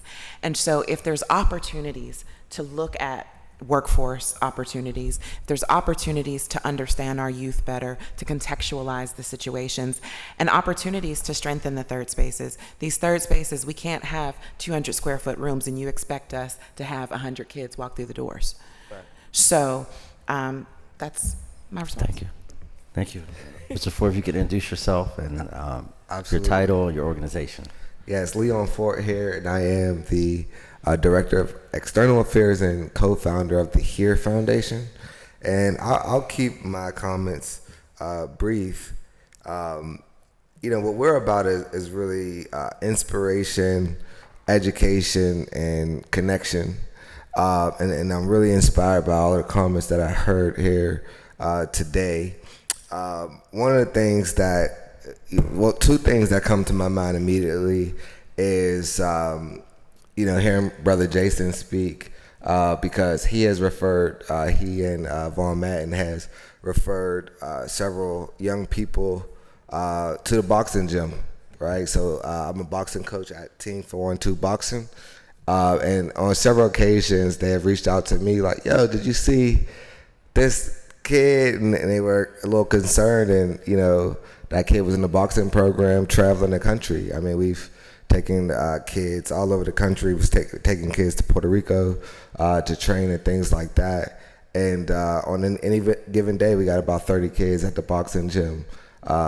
Just taking advantage of that space. I just wanted to call that out because there are a lot of different spaces where young people exist that they're really benefiting from. We have 6 athletes ranked in the top 10 nationally right now, which we're really proud of. The second comment that I make is, thank you. The second comment that I make is at the HERE Foundation, we're launching this summer the Community Innovation Fund, which is really inspired by the Be Me model. Be Me is a national organization, and over 10 years ago, Brother Cornell and Jason Rivers are both Be Me brothers. And when we were nominated to go and be a part of Be Me, we received a $10,000 grant. And I got nominated in 2015. And so with the Community Innovation Fund, I began to think about, like, how do I reverse engineer who I am today, right? And kind of go back to who I was when I became a member of Be Me. And I say that because at the HERE Foundation and our program committee, we're wrestling with the qualifications or requirements to be nominated. And I think about my story, and I was shot when I was 19 years old, and that's where a lot of my community work started. And so with the guidance of some of the people at the table, and also some of the folks behind me, I would love your help to kind of help me, structure what the Community Innovation Fund will look like, because we're going to be nominated. So we're going to have cohorts. The first cohort, the inaugural cohort, is going to be one leader from each of the 6 zones who will receive a $10,000 grant, along with mentorship, right? So we'll have a nonprofit organization within their zone who will become their kind of like big brother, big sister, but also their fiscal sponsor. And then we'll teach them grant writing, we'll teach them mediation, we'll teach them meditation for the self-care point. And so I say that to say this is another way for us to empower some of those young people who have graduated, who really care about community and want to be empowered, and to connect them with some of the leaders who have been around to mentor them. So if y'all could give me some feedback on that really soon, actually, because we want to nominate them and identify them by the end of June, and maybe give them, the money and start the training in July. So, thank you. Thank you, Leon. Always good to see you. Likewise. Reverend Jones, Hey, introduce sir. Thank yourself, your title, organization. Cornell Jones, Group Violence Intervention Coordinator for the City of Pittsburgh. My job is working with everything from dealing with the outreach workers, law enforcement, community. If it's okay with you, Mr. Mosley, Councilman, I wanted to take my couple minutes and give it to Aya since he's boots on the ground on the situation. Thank you, sir. Yes, sir. You can, where Dr. Adams Bass was. You can take that. Yep. Appreciate that one, man. Yes, sir. What's up, guys? Excuse me. Welcome, Mr. Young. Introduce yourself, your title, and your organization, please. Thanks for joining us. How y'all doing today? My name is Ayodeji Young. I'm the Violence Prevention Coordinator for Zone 5 for REACH. I've been doing violence prevention work for over 20 years throughout the East Side and the city of Pittsburgh. Cornell, thank you again for ceding your time to me. First off, I would like to say that this is a good idea that you had by pulling these groups together. But I will say that this is the third panel that has happened over the past few weeks, and no members from REACH were invited to be on those panels, and I didn't see any youth invited to be on those panels. And we have a pretty large presence in downtown Pittsburgh, throughout the East Side, and through several different locations throughout the city of Pittsburgh, because we were awarded the grant to do violence prevention work in Pittsburgh. So we're kind of boots on the ground in hours that a lot of other people aren't. Let's just say that much. So starting with Market Square, from our perspective and the work that we do on a daily basis, it is a disconnect between, like everyone, like few people said here, our kids aren't a monolith, and we get that. So the part of the kids that we work with are not the population who would really come and sit on the panel and want to have these conversations about where they want to go to and where they want to be at, because whoever's the coolest kid in their circle said, we're meeting in Market Square and we're going to go do this instead. So kids choose to go and be in those places. Our stance is this: nobody is saying, and it's getting characterized in wrong language, and I think it's getting kind of done purposely at this point. I haven't spoken to anybody that said that they want a curfew for our kids in the city of Pittsburgh. I work with Cornell on a regular basis. Great, strong black man in our community. I've met our public safety director, Sheldon. He has a great reputation throughout the city of Pittsburgh. I've worked with Commander Novacell and different commanders in Pittsburgh. I haven't heard anybody say that we want to get a curfew. And these are some of the reasons why. There's really nowhere to take all of these kids. We don't have the vehicles or the manpower to do it. And it's all going to fall on probably the outreach workers and the police, which giving more headaches of overtime. So nobody I've been around in any of these meetings are speaking any of that curfew language. It's coming from people who might not be in those rooms to hear the actual conversations. So they're getting the trickle-down effects. The things that are happening in Market Square, that's just a rule in Market Square. It's not a rule meant to hurt kids, stop kids. In all honesty, Jason will tell you this, we don't bother kids in Market Square. They're perfectly fine. You know when we bother kids? When they start doing dumb stuff. That's when we approach them and say stuff to them. Other than that, they're fine chilling in Market Square. The police don't say anything to the kids until they start doing dumb stuff. A few weeks ago, I was walking through Market Square and kids were throwing bottles on the original fish market. I said, stop doing that. Another young man barked at me, talked to me super crazy. I said, yo, why are you talking to me like that? Immediately, keep talking, old head, I got something for you. He went and got something and had it under his waist and followed me aggressively through Market Square. I went to the Fairmont, sat down in the Fairmont, and called the police to come. Officer came, this young man sat in front of the Fairmont with his hands under his shirt, with his friends around him, as if they waiting for me to come outside. Now, I ain't stupid with all my big bad outreachness. I stayed inside because I wasn't trying to risk seeing what he had under his shirt. That moment right there clicked for me and said, a rule got to get put in place, something. Like just something. Not nothing to, and it turns out that that same young man that did that to me we ended up running into on Friday out in Homewood in an abandoned house doing some other mayhem. And Jason knew his whole family and showed me who he was and everything right on the spot. Something needs to be in place. The SIS program that we all knew, that some of you guys knew from when we were younger, that's no longer the same. It's optional for kids to come now. It's not mandatory like it used to be. The day school at the academy pickup, that's not anymore. Schumann Center only has 12 beds. To go to the county jail, a kid must commit an extreme offense in order to go to the county jail.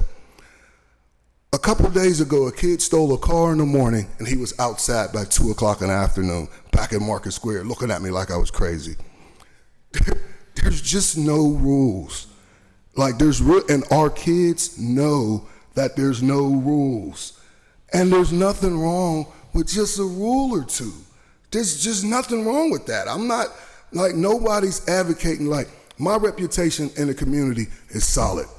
Everybody knows I am not advocating for the criminal industrial complex to lock up black boys. You know that. You know Kahari isn't.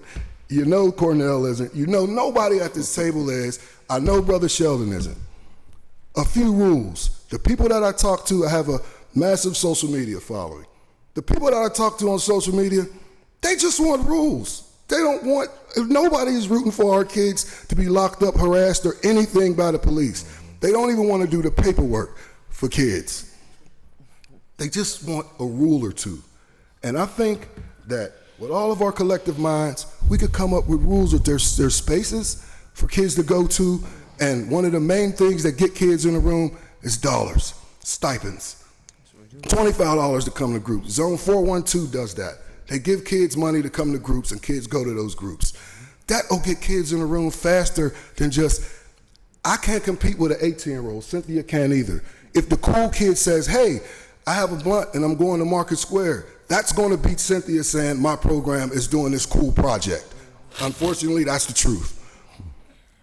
We have to find a way to meet them where they're at and be kind of accepting of some of the things that we might see when we let them in our spaces, if we want them in those spaces. Can't be stiff with them. Can't talk to them like we're not of the same ilk and of the same level. If you're in your 40s, you kind of know something about the hip-hop generation and hip-hop world. You know something about it. That's a relationship point that anybody can connect with kids on. It's not rocket science. But again, just speaking for the people on my timeline and who I'm around and who I deal with, it's just a few rules to put in place to get our kids in order. It's nothing extreme, it's nothing crazy. And then supporting these programs that we have that have the capability of doing it. I worked at youth places. Cynthia, it's not what she's doing and the sites that she has all over the city. Other organizations really don't have that. Kids will come in the door by the droves if there was something behind that monetarily to put kids, to make them want to come in the doors and say, I don't want to go downtown. I want to go to this because this program is paying me. And in the early 2000s, there was money around to do that. We had cleanup crews. It was like somebody in the early 2000s realized that violence isn't a thing that just goes away. And kid bad behavior isn't a thing that goes away, so maybe we should fund something consistently to keep it going over the years. And it wasn't just the city's job program. Youth places had their own summer work program. That took hundreds of thousands of dollars, but it serviced kids from all over the county, and it made a lot of those kids integrate and know each other. That's another thing that's missing. Those one uniting events that we could bring together and have kids mingling and mixing with each other. So I'm glad, thank you, Cornell, for letting me say this, because I just wanted to bring some realness to the conversation. I'm not saying that nobody else isn't, but just between the things that we get fed online and the things that might come in your algorithm and the whispers you might hear from certain corners, it's really not that deep. Everybody is saying the same thing. Just a little order is all the people really want. All right? Yeah, Mr. Young, please now stay at the table. I gotta stay here? Yeah, stay at the table. Man. Yeah, and I appreciate the feedback because I got no answer no questions. We work together so close and we're putting together the D9 Street team. So my apologies for the oversight. No doubt, brothers. Of not having you initially at the table. I thank you for making yourself available, and please, stay at the table for the remainder of the conversation. Your insight is invaluable, and the insight that you've brought to work that my office and you and J Rock and Boaz and Leon are working on with Commander Hoyson and the East Liberty Chamber of Commerce, I think is going to be transformational this summer. So thank you for joining us. And batting cleanup is my good friend, Commander Lance Hoyson. Councilman Mosley, Yep. if I could, real quick. Yep. Because unfortunately, I have a 3 o'clock. Myself and Councilman Strasburger both have a 3 Okay. o'clock that we have to step away the table from. But first and foremost, I just want to thank you all. Thank you all for the work that you do, both those at the table and those in the audience. The work you all do is critical. Took a number of notes, had a number of questions, and if it's still going, I'll come back in. Okay. But I just wanted to acknowledge and thank you all for being here today. And I can have my office gather up questions and continue, because I think this is really just the impetus. This is not going to be a one-off. Like, has to be the beginning of not just conversations, but actual work that we're going to do in collaboration across a lot of different organizations. Was there anything you wanted to say, Councilwoman? Well, I realize that I'm entering the conversation late and I'm having to leave early. I will be, tuning in online after the fact so I can catch everything, because I've just, this has brought together a lot of the pieces that I thought I heard, but it confirms a lot of what I heard and affirms a lot of my assumptions, and that's a good thing, I think. And I do want to make myself available and be part in any way that I can from this position in these not just one-off but holistic and long-term solutions. So thank you for convening this, Councilman, and thank you for everyone for being here today and for the work that you do every day, both at the table and in the audience. Thank you, Council President, and thank you, Councilwoman. And now batting cleanup is my good friend, where I work with very closely. I think we probably talk at least once a day. The newly minted commander from Zone 5, Commander Lance Hoyson. Yes, sir. Thank you, Councilman, for hosting me. Thanks to all members of council for having us here. I just want to express genuine appreciation for everyone on this panel, for your opinions, everyone in the room who works on these efforts to help us with this issue. And I'll explain why it's important to have everybody involved, in my opinion. My name is Lance Hoyson. I'm the commander of Zone 5 Station. Prior to that, I was the Night Watch commander with citywide oversight for a few years. I'm finishing my 18th year on the job. My educational background is in a little bit of sociology and statistics, so I understand and I appreciate some of the things Dr. Levinson was saying, that statistically, the vast majority, 90% or more of a group that's gathering is there for legitimate reasons, whether it's juveniles hanging out, whether it's adults gathering for First Amendment expression. You may have 5 to 10% of a crowd that engages in criminal activity, and it gives the entire crowd a bad name.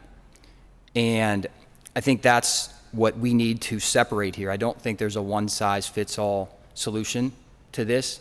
We obviously don't want to treat all juveniles like they're criminals because 50 are gathered in Market Square and 2 of them get in a fight. That being said, I think I'm going to kind of piggyback on steal a little bit of Ayo's thunder here. I think we need to add a 7th C to Dr. Bass's presentation about the ways we need to engage with these juveniles. And I think for those most serious offenders, for those kids that are out there stealing cars, I mean, we got kids we're catching every other day in stolen cars. And I think that 7th C needs to be consequences. I think for those most serious offenders who are giving the crowd a bad name, then there needs to be an understanding that the police are going to do their job, because we're failing that young man or that young woman if we just allow them to continue down that path of criminality that they're on. I think we're failing their families, and I think we're failing our residents and our visitors whose cars are being stolen, who are victims of a robbery. So I think we need we need to approach this from multiple angles. I don't think there's a one-size-fits-all solution to this.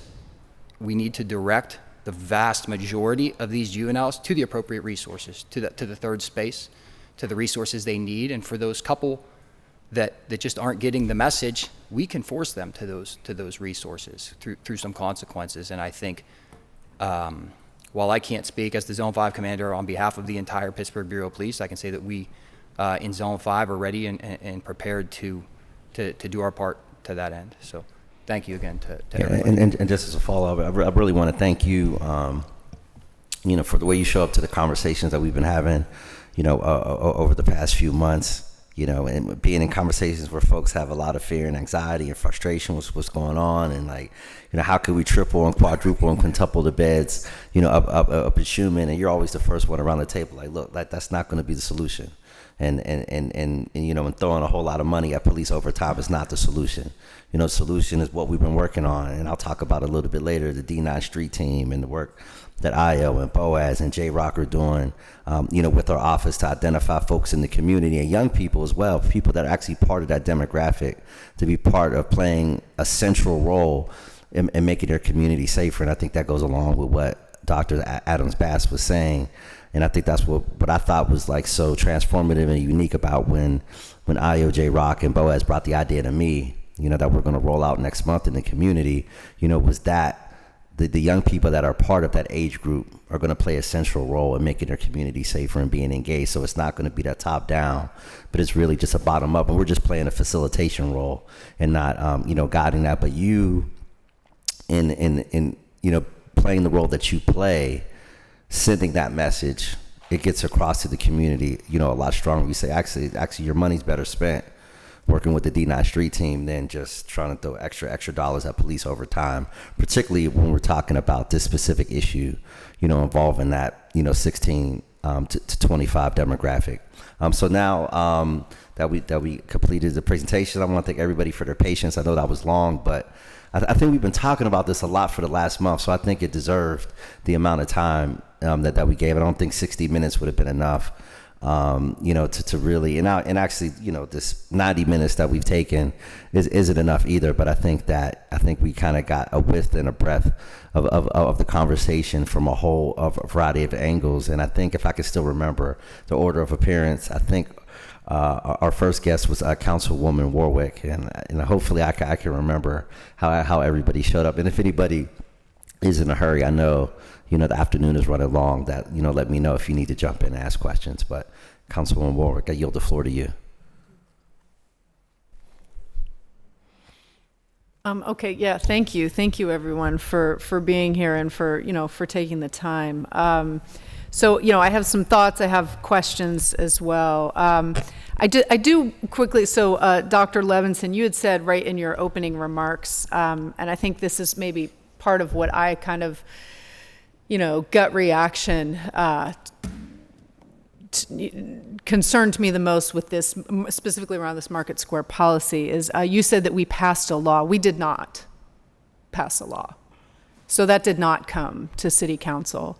And we actually had, when I first came to Council, I think it was former Councilman Smith actually tried to pass a curfew ordinance, and it failed. Mm-hmm. So I do want to stress, that I think this First Amendment issue is important, and this notion that while they may have been working together with public safety, the idea that a nonprofit organization, which Pittsburgh Downtown Partnership is, can come in and have a permit in a public space, right, that restricts movement of residents just because they feel like it. I mean, I understand you can have a permit for a private event. That's fine, right? You can permit a private event, do whatever. You can permit a birthday party at a shelter, but this is not what that is, right? This is a public space. So, and also, of course, with the rules, and I do understand. I understand the problem, right? I don't want to pretend like everything's hunky dory in Market Square and there's no issues. There, of course, are, but with the policy like this, it's the enforceability. Like, how does that even work, and who's it for, right? Is it for my kid? And so, Dr. Adams Bass, when you talked, it struck me when you talked about sort of like the black and white, the way that young people think in black and white. I can say when I told I have teens, I have two teenage twins, and when I told them about this, because one is downtown, so I was like, hey, listen, there's this thing in Market Square. You can't go into Market Square without a chaperone. She was like, that's BS. I was like, immediate, right, without any prompting. So, I think sort of how the teens would react, and my thought, and maybe this is a question for for Dr. Bass, just about kind of this notion of like the Pygmalion effect, I guess, or the opposite of like, like the self-fulfilling prophecy.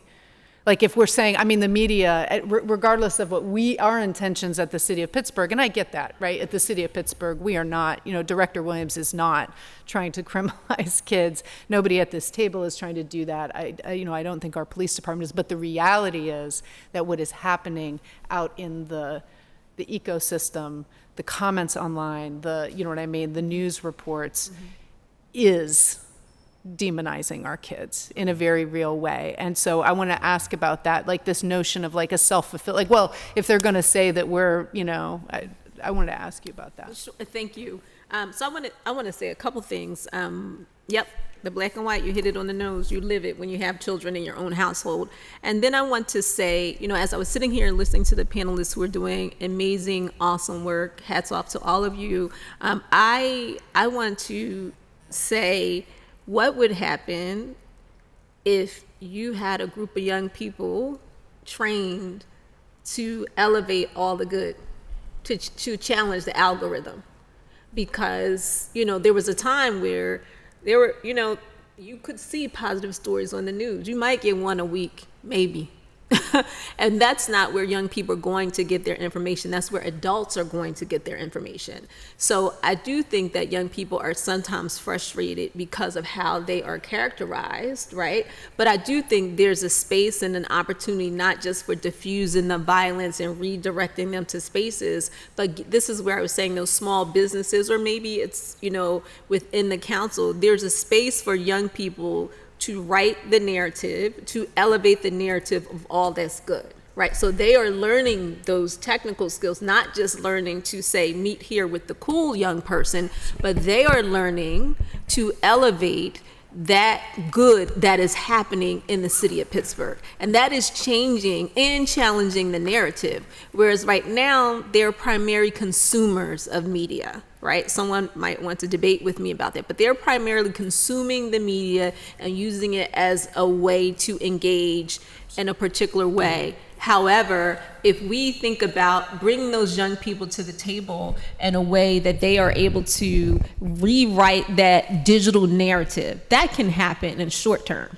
in my opinion, because they are svelte at the use of technology. And so just like they can say, meet with the cool kid, they can say, here's what we're doing, and they can rewrite that narrative right away. And I think that, one, helps them feel seen, that negates some of that self-fulfilling prophecy, right? When we can acknowledge all the good that they are doing, when we can acknowledge the ways that some of them are serving as mentors to one another and governing one another sooner than later, like immediately, I think that does deter some of that self-fulfilling prophecy, because they are being recognized and honored for all that is good. They're being recognized and honored for their willingness to collaborate, their willingness to do those things. And right now, we're only hearing that when we are on the ground, right? When we are face to face with that young person,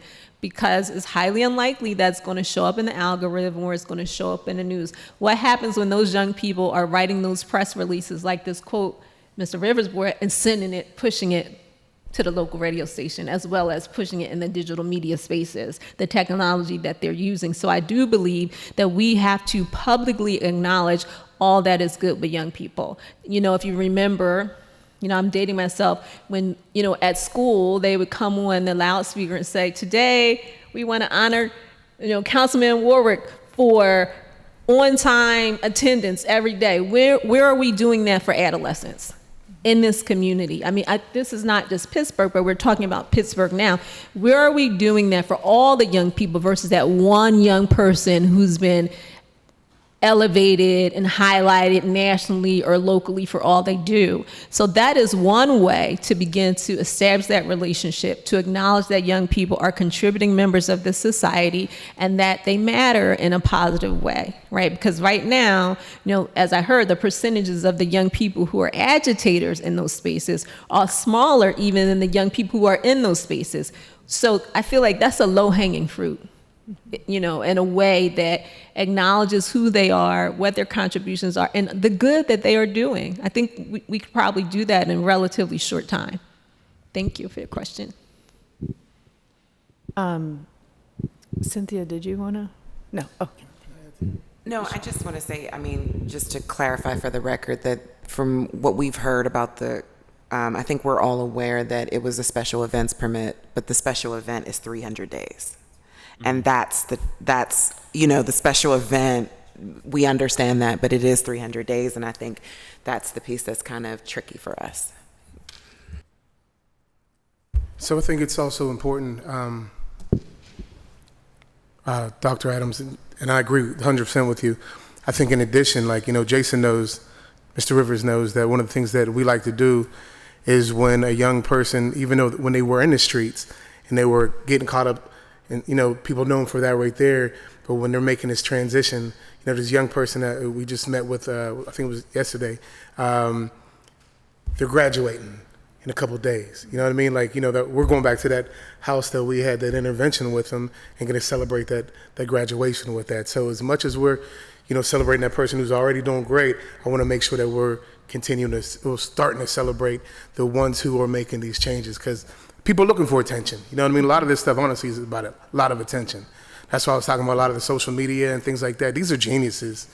These are geniuses. These are young people that I wish I knew how to organize the way that they organize right now. And honestly, we don't want to take that genius away from them, and we don't want to take that passion away from them. So like being able to get them in spaces, those third spaces, those spaces to be able to help them, to be able to help find the purpose in this type of stuff that's not going to get them jammed up in the system, is key for that type of stuff. The other thing is there has to be a method that, I'm sorry, I didn't mean to cut you off on it, but it has to be a method that, because when we're dealing with the households, it's not even just that kid, it's that kid going to a household situation where there's so many levels of trauma, of lack of resources and things like that. And so it's so important that we work together as the city, county, you know, youth places, every single program. That's why I always talk about the village piece, because all of these different families are needing some situations. There's when the families are like, listen, my child is going downtown, you know, and getting caught up on stuff. I got 6 other kids at the house I can't focus on. So I'm like, how could mom or dad, they're good people, how do we give them the support to be able to help them deal with what they're dealing with? Because what's going to happen is they're going to continue to go downtown. They're going to continue to stay out late and get caught up in stuff. But how do we, as the village, and this is part of the conversation, to me that's very important, keep them from getting caught up? You know, from visiting a lot of houses and doing interventions, there were houses that were happy that child wasn't around because they were locked up. I'm like, we can't let that be the situation. We got to be able to find out, how can we help? How can we tap into the thousands of nonprofits that we have in Allegheny County? How do we work together? How do we tap in from the city and county resources and deal with the foundation community to be able to find out what we need to do to be able to tap in to those households, to be able to help them and say, listen, man, this is a no judgment zone right here. Listen, we want to help you to be able to deal with the situation. Even if that person's incarcerated, how do we tap into a resource to be able to support that person who's already incarcerated, so when they come outside from those in those walls or whatever, we're able to give them the support so they could be successful. You know, and I always say, we want people to win. You know what I mean? We want people to win. We don't want it hurts to see what we see when we're downtown, when we're at Market Square and in the community and things such as that. But there's also a level that, to me, while we're working to be able to plug in these programs and all that type of stuff that we're working to be able to fix and help with the people in the community, while we're working on that, there has to be some type of structure to be able to save somebody's life. So I understand that some people are upset at that structure, but it's almost like we're working backward. I said that a couple days ago. It's almost like we're working backwards so that we're able to build this stuff right here, so that we're at a point where we don't need that type of structure anymore, where we don't need this guidelines. I know the roller skin, all that stuff would be gone. But right now, to be able to save somebody's life, you know, it was already mentioned earlier that there was somebody that was killed, you know what I mean, in that situation. You know, these are the things that we're hearing about. And we're not hearing about the amount of interventions that the outreach teams had to do on a regular basis, the amount of homeless young people that are downtown that the outreach members and people like that are taking home and giving a bus pass for the day because they're stranded downtown because they're going couch to couch. So it's a big situation right now. It's even bigger than just the downtown thing.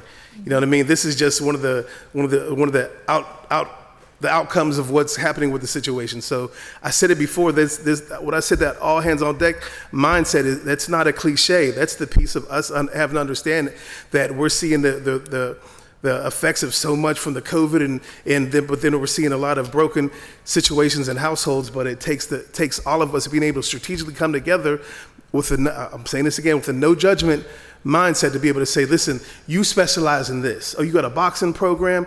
Coach Al, you specialize in this. Oh, this is the thing to understand. Ms. James right here, she has programs all over the county. We got people coming from all over the county. Somebody told me recently that they got kids that are coming in from Ohio, coming downtown.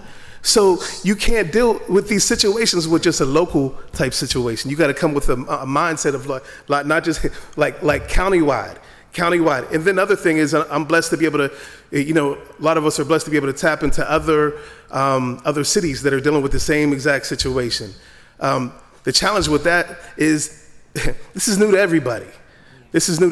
Everyone's throwing ideas back and forth that, that didn't work for you, that type of stuff. And in Pittsburgh, compared to a lot of other places, they all have like heavy curfews and extremely aggressive. Our stuff is not nearly as aggressive, with that type of stuff. In fact, there's a citywide. Ours is dealing with an area that we know that everyone's coming to be able to try and bring some order so that people that could actually have some type of support, because we realize it's support and structure, because we realize if that support and structure is not there, people are going to get hurt. And the thing is, the people that are saying that's a mess and things like that, I want them to realize and watch the videos that are going around all over social media, and the families that are saying, if that was my family, I'll go down, I would do this and this, and it's building a lot. It's like a pop can that's keep on shaking, and it's getting closer and closer to a lot of families that don't play.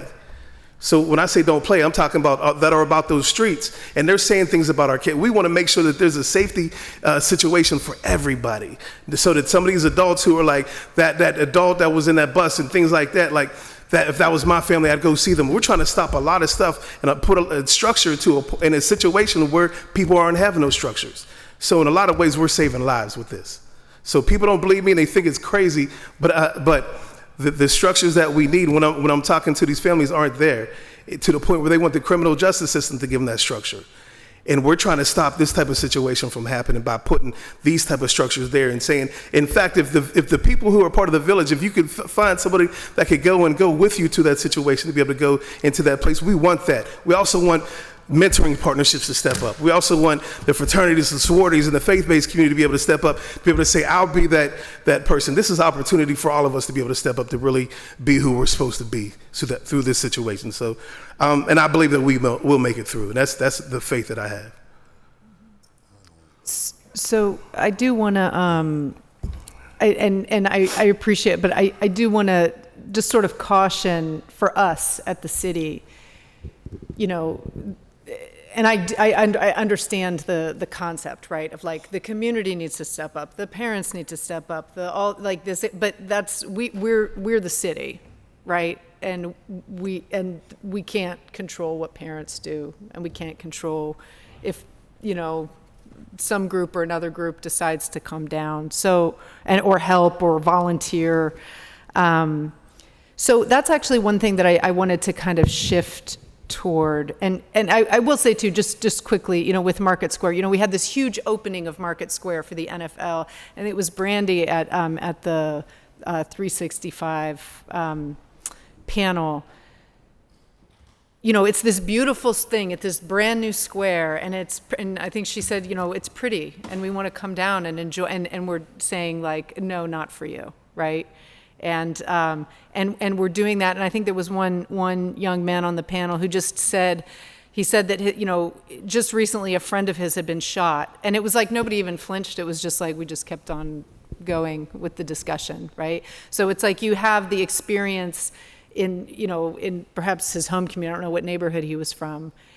You know what I mean? Where a friend of his was shot, and it's like, and we just move on, yet we're just, freaking out about Market Square and the businesses and like the potted plants or whatever, So I think that, I don't know, I can't speak for teens. Of course, you all are working with teens, but I can imagine that is noticed. At any rate, what I did want to ask, though, is a little bit, and perhaps, Commander, this is for you.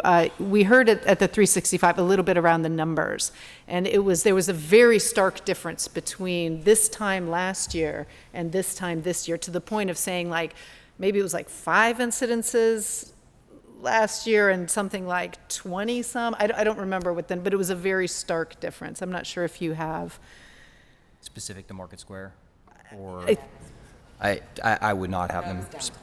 Or was it specific to- downtown?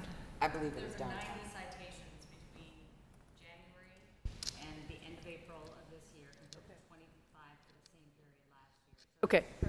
So 25 to 95, and I will, and this is, I feel like, because this was not said at the last panel, and I feel like that's and I get this is a new, and again, I really want to stress, there's nobody here is trying to harm our kid, but I think sometimes, this is a new administration,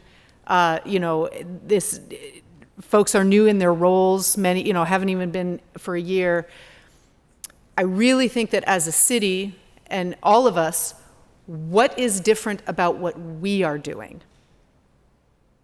I recognize there's this thing with the teen takeovers, but these have been happening since 2019. I mean, if you look at sort of the history of teens, these things of kids gathering is not new, right?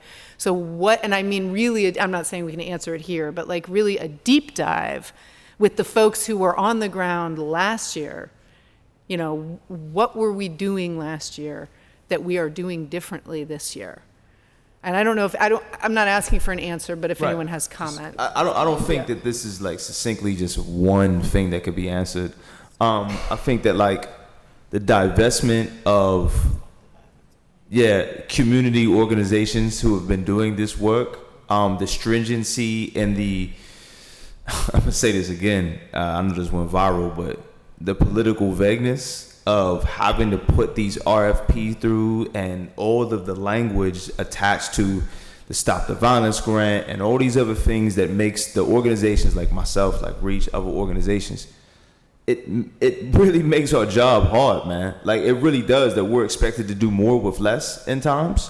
In a lot of the situations where we're not aware of what certain officials in city government feel about the community, as it were. I know anecdotally, I have a reputation in the city, so I know when certain people see me coming, they think that this radical light-skinned Malcolm X guy is coming, and I'll be that. That's fine, because I have a vested interest in my community. I wish that there was other city officials that share the passion that I do and the other people in this panel do about our young people. Specifically, to address your question, there's a collective understanding that once the administration's changed, that community organizations doing this work were devalued, that they were no longer seen as important, which would be indicative of this drastic statistical increase overnight, essentially, from one administration to another. I think that if this was a presidency, if this was any other thing, you would look at the higher up, like, well, who did you bring in? Who didn't you bring in to yield these results? And I think that has to be a conversation that we need to have holistically as a community if we want to see things change. Famously, public safety is not about statistics, it's about feelings, right? So, what is the feeling when you have a curfew? What is the feeling when you have an exclusionary group that's been targeted by any type of legislation or non-proprietary rhetoric that indicates that you are no longer welcome in a public space? What's the feeling about that? If we're not talking about the statistics, we're talking about the feeling that young black children aren't welcome in certain areas of downtown. And then how can that be permeated, or how can that exist and echo into other parts of communal gatherings throughout the city? Can we expect to see something like that in Homewood? Can we expect to see something like that in Squirrel Hill, Hazelwood, the Hill District? Or can this be replicated in another way if these permits like exist the way that you said this, we could have a special event permit for 300 days. What's to stop another organization from coalescing or co-opting that and employing that into another part of the city? So I think that, succinctly, it's about why have certain community organizations been excluded, either devalued, divested from, or just completely isolated and siloed, whether it's part of the nonprofit industrial complex, whatever you want to call it. There's certain people that are specifically excluded from the table in discussions at certain times. And one time, okay. 2 times, we got everybody's email. Pittsburgh is small. All black people is one person removed in Pittsburgh anyway. The 3rd time, it's a choice, right? So I think that that's really what it is we're looking at purposeful exclusion of organizations that are doing really good work. I'd like to... Councilwoman, I think, I know you got...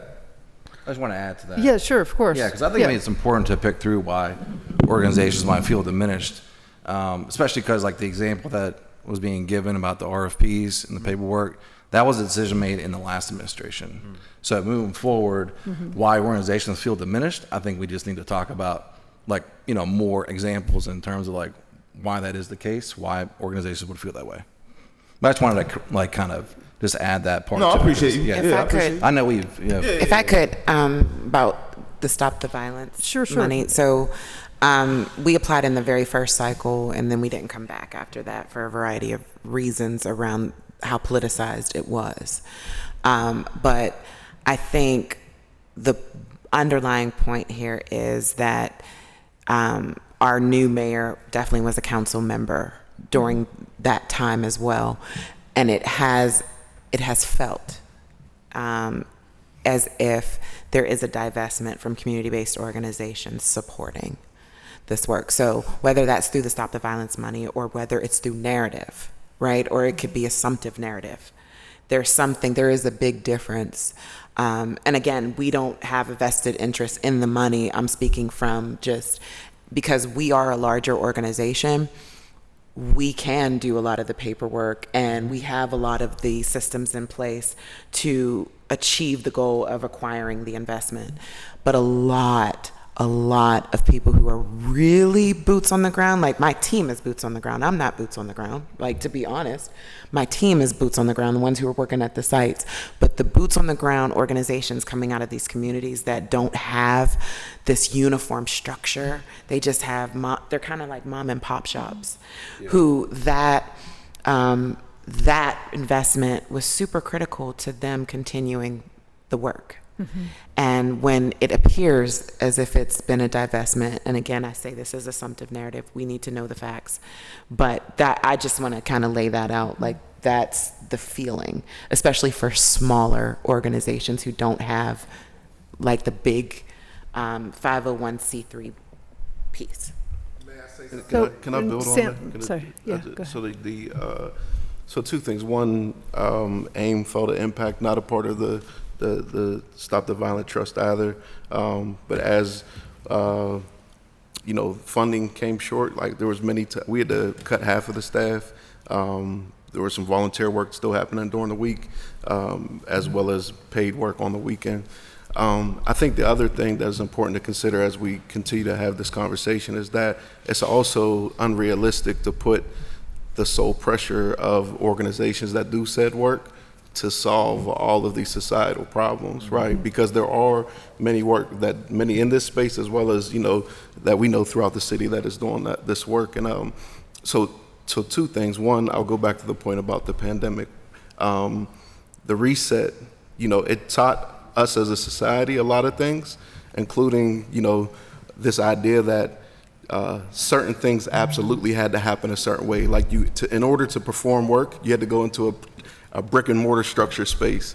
Well, the pandemic taught us that that's not necessarily true. And those are adults. And we knew coming out of the pandemic that adults struggled. We saw the spike in road rage as the pandemic opened back up. And so social decor was lost for all of us. And those that need the modeling the most, like what were those impacts on our children and how they navigate space? So one thing, whatever side we situate on in regards to the rules in Market Square and however long they persist. The one thing that I will say in a short term that we can see is this collective reset that I think was important for us around emotional regulation.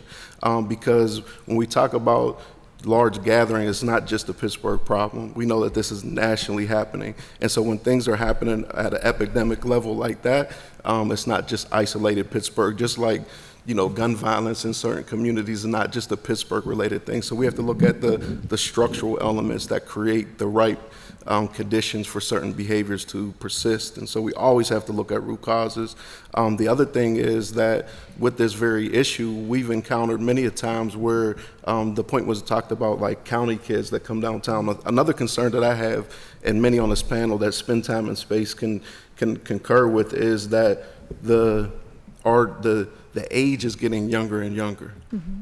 And I'm not talking about mass, but it's concerning when we have, late elementary school and middle school kids in space when you have school the next day. That's problematic. And so I think our strategy has to be one that, again, isn't just a blanketed strategy for all youth, but what are the ones that are having specific issues and what needs certain supports. And if you work with those that are on the ground, they could tell you the stories of these families and of these students and of these young people. And like you said, some are just coming for recreation and others come because my safety is predicated on it. Like I come down here because that older guy over there can help me find a place to stay because being at home is not safe for me. And so we have a cluster of why people come downtown. And it's our responsibility to understand the whys of that and then connect the resources, right, match the need to the resource, and versus just blanket sweep through, we're going to do this for all youth. And so I think, and if you talk to those that are doing the work, they can share the stories. And I think those connections are really, really important in the conversation as we move forward. And youth, they absolutely want to be around the table. They want to help support the conversations as it relates to that. So I just wanted to name those two things. Please, though many have stabilized life post-pandemic, it taught us that there's a new way to do things, and many are resistant to going back to the old way. And so as adults struggle, young people struggle, and can manipulate scenarios. So I just think that we have to consider those things, because I also see it on the education side. I see it in K-12, around how do we get back to whatever the new normal is, but folks are resistant now that they know that that's not an absolute way that we have to do things. Yeah, so if I could just jump in real quick, sure. I have to head out. I have at 4 o'clock, but the Hair Foundation is committed to partnering, collaborating, whatever y'all need on the solution side of things. Just let me know, and we can figure out a process. I was actually just texting a few people, and there's some folks who are open to doing a pop-up, like how they got content houses. To do a content booth in Market Square, if that would be helpful. I don't know. But the folks who are on the ground, just let me know what y'all need, and we can figure it out how we can support from the Hair Foundation. So, thanks, Councilman. Sam, sorry. Wait.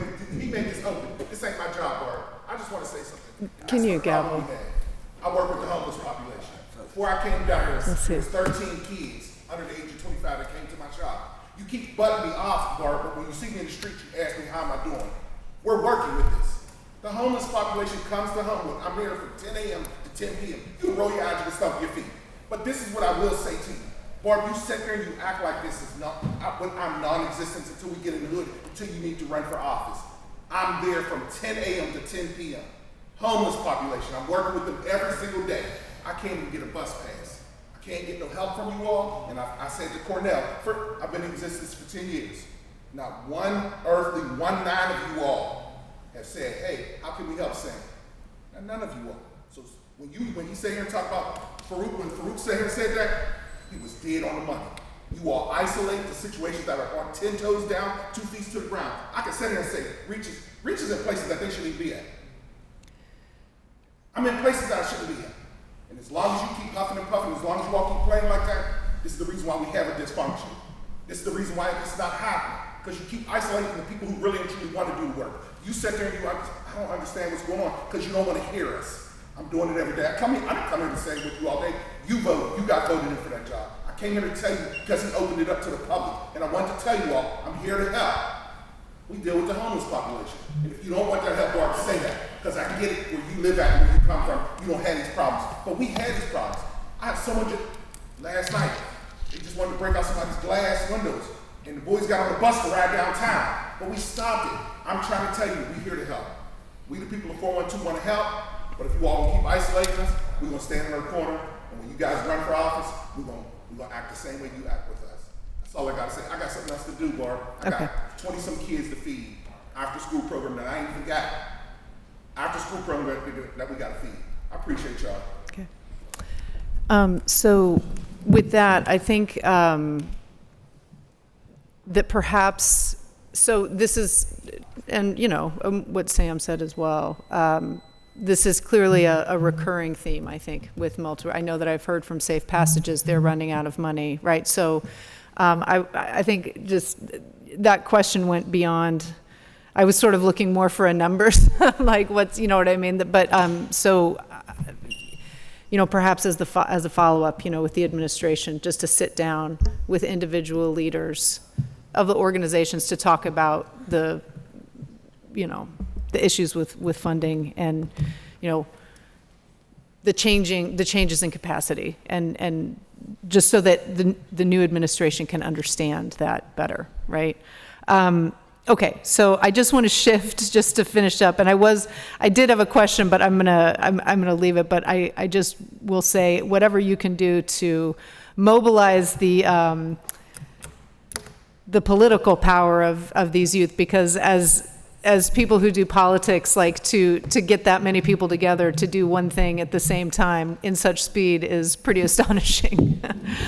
So, you know, there's a lot of power in that, just generally speaking. But I do just want to share quickly one sort of success story. This is in my district. I've talked about it before, much smaller scale, obviously, than Market Square. I'm sure you're familiar. So, you know, there's a bus stop in Squirrel Hill where they were issued, you know, just lots and lots of kids at the bus stop, right? They had no choice to go to this bus stop after school.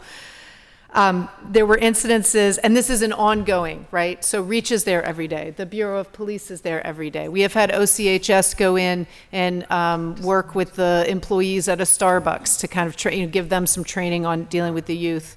And our community groups have been there, you know, doing like cookouts, you know, once a month or so. We've even had retirees from the community who just kind of go there every day and are just there. And the situation has gotten significantly better, but it is ongoing, and I know that you all know this, right? It is ongoing work. It is every day, and it takes time, and of course, you know, it takes money, and so, you know, I just, as far as the third spaces conversation, I do think. Sorry, I gotta leave. Of course. My daughter's waiting. Yeah. It's like hours. Appreciate you all.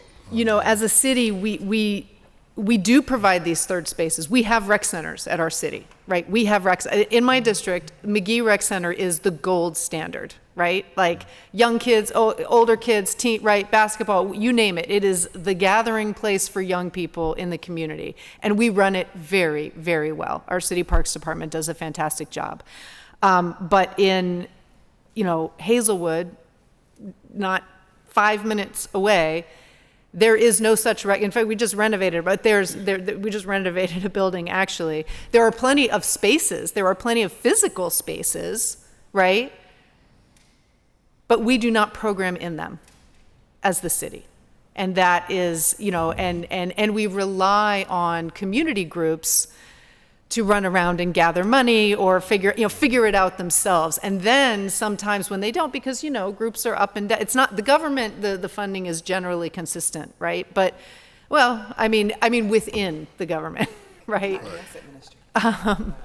But, you know, and if a group stumbles or something's not going what, you know what I mean, and they can't keep up, and so now you're relying on and something that can become unreliable, and that's not fair, of course, to our kids. So I think we can do this. I think it's our job to do this. I think everyone here recognizes that, And anyway, so just thank you all for the work you do and for being Thanks, here. Councilwoman. I think if I have the cue right, it's Councilperson Charlene, Councilperson Wilson, Councilperson Charlene. I know we still have Councilwoman Gross online as well. So, Councilman Wilson, the floor is yours. Actually, if Mr. Chair, I will jump out and allow the other councilmen to speak. If I could just make a comment and say goodbye. Sure.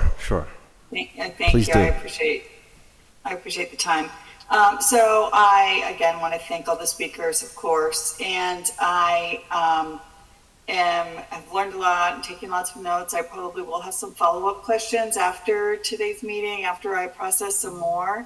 I do want to, I think will be along the lines that several of the speakers have brought up, including Commander Hoyson and some of the other panelists, that this is not a homogenous group, right? And so we've heard both the kinds of issues and solutions that we need to really not make one blanket policy. I know I've got that kind of underlined many times in my notes. There is not one blanket solution because not every teen has the same problems or is looking for the same things. I think some of the panelists have mentioned that there are many of our constituents who are just looking for recreation, whereas some of them truly have repeated trauma or are under-resourced or have home issues, housing issues.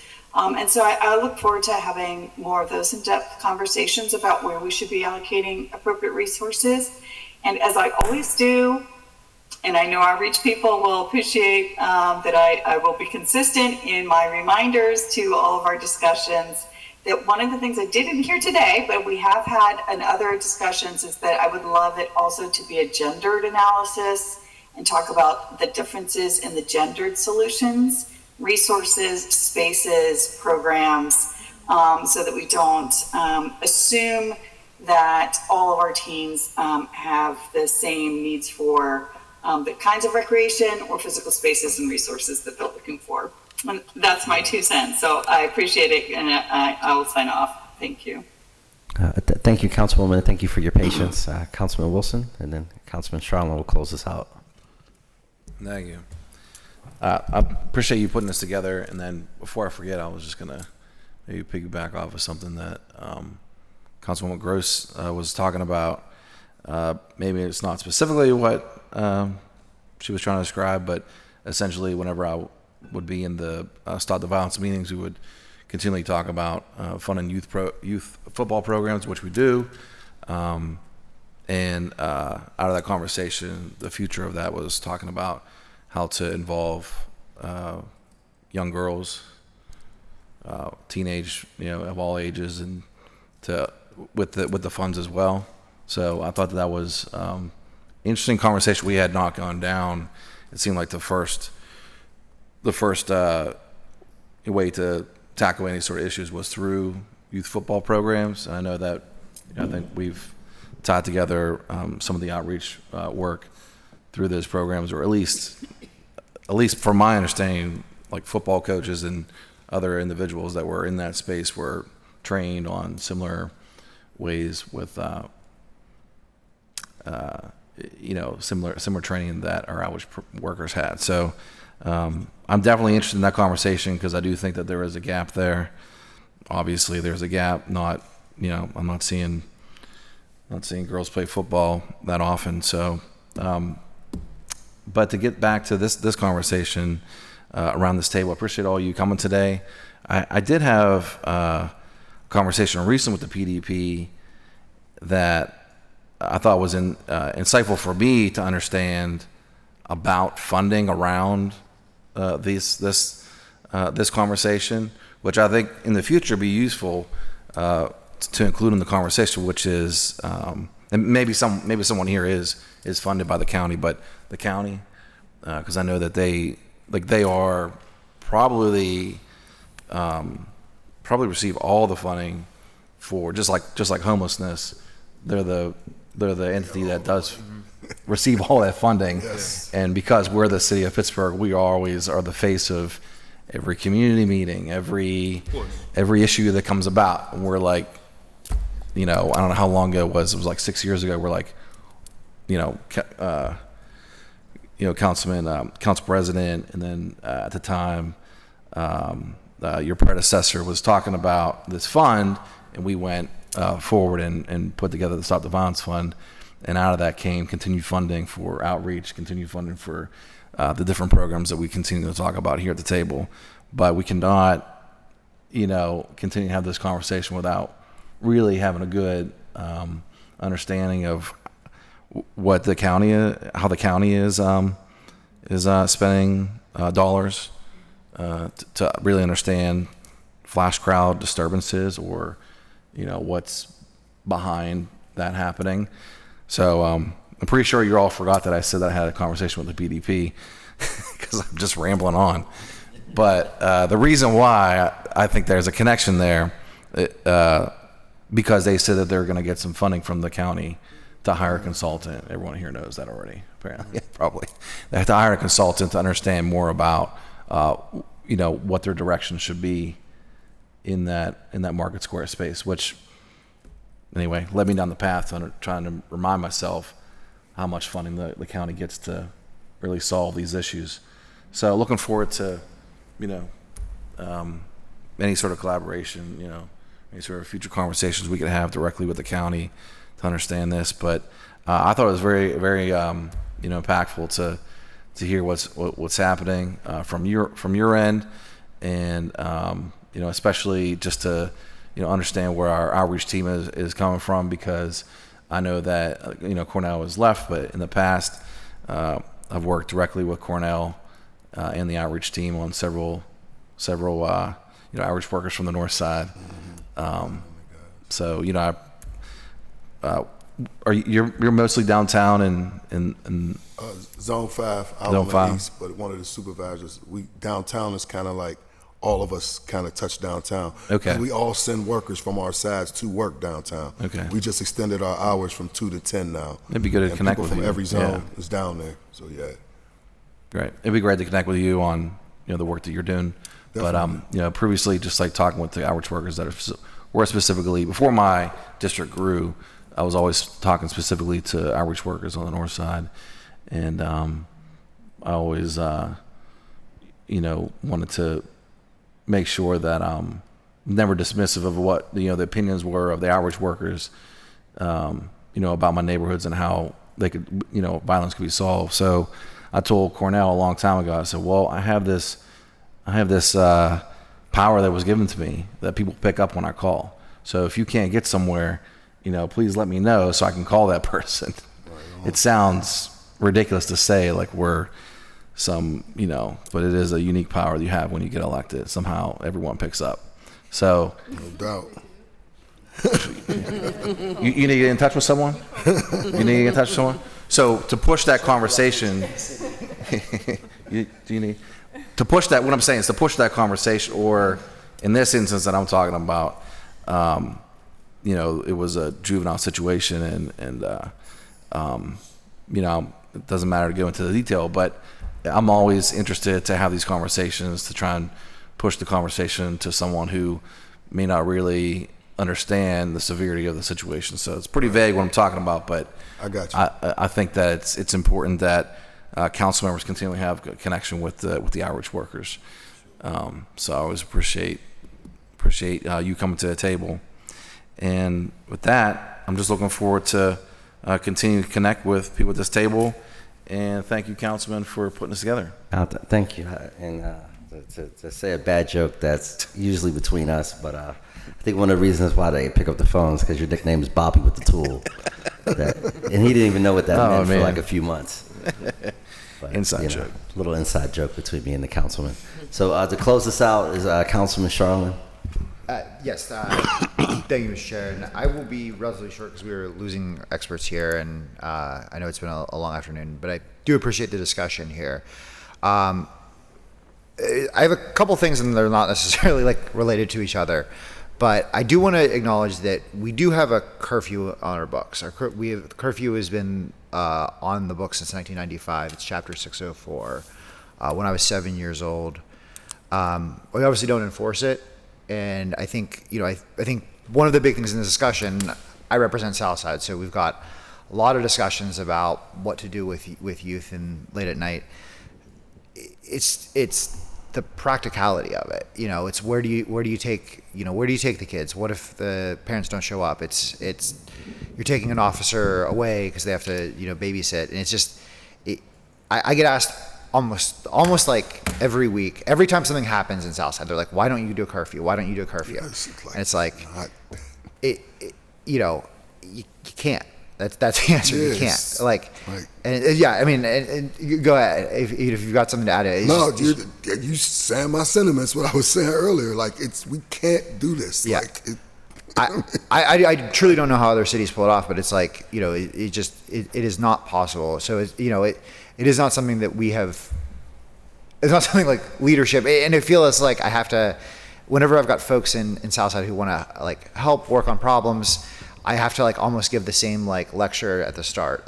We're not doing a curfew, so let's move on to the next thing. Let's move on to whatever the next option is, because that is not feasible here. We can argue whether it's a good idea or a bad idea, and I'm not even. That's a totally different idea. We just can't do it. It can't be done. But again, it is on the books and has been on the books since I was 7 years old. The other thing, if I can shift gears completely, like I said, some of these things are not really related to each other. Want to highlight something that I think is, I wish the school district was doing a better job highlighting this. I represent Arlington K through 8. It's a K through 8 school, and it's named Arlington. It's actually in Mount Oliver, but the school district at this point last year, or that school had 110 fights at this point in the year last year. This year they've had 7. And I don't know. I don't know what to do with that fact, just other than it's awesome, and I think we should celebrate it more. We talk a lot about issues with the school district, and I don't think that we celebrate their success enough. I want to make sure to speak that out into the ether there. But then the question I want to kind of end with, and I'm curious, I really want to get your perspective on this. I go to a conference almost every year with Professor David Kennedy, who is kind of a renowned criminal justice expert. And one of the big David Kennedy thesis is that most of the crime is committed by a very, very small segment of the population. That you can have a huge crowd, but it's 1 or 2 people in that crowd that cause the problem. And his kind of concept, and he's got lots of great anecdotes of times that he's done this in other places, but how do you figure out what to do with that little population there so that the whole population isn't roped in with it? How do you handle that? I'm not an expert in this world at all. I know that a lot of other people look at that and they think that is there's some truth to that. My concern is always that we talk a lot about programming and what we can do for the kids, and I represent Southside. We don't really have a large kid population or youth population that comes down in the evening, or that is from the Southside. The youth population that comes down is usually from elsewhere, and they're coming down to the Southside. So some of the questions we've talked about is what are the things that we could do that let's not criminalize the kids. Let's create a better opportunity for them if they're coming down to the South Side.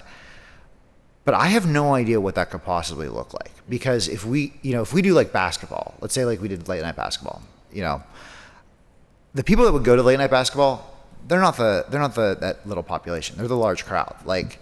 We do youth sports. I'm very close with Vaughn Madden. The kids in the Southside Bears.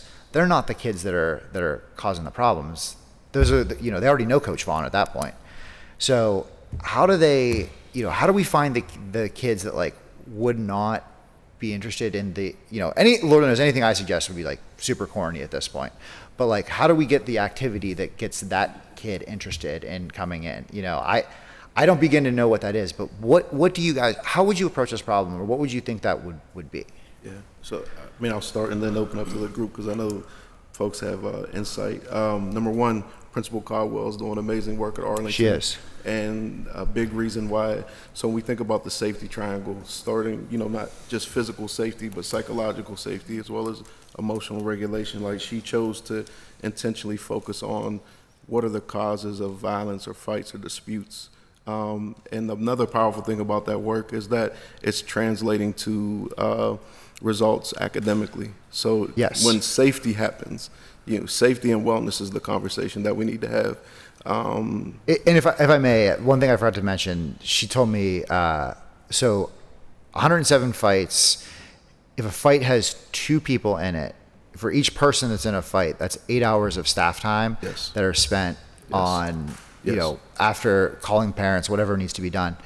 Now with all that, all the additional staff hours that have been created by not having those fights, now you're able to pour more into the kids. And I was like, right. So it's powerful. And we need like the.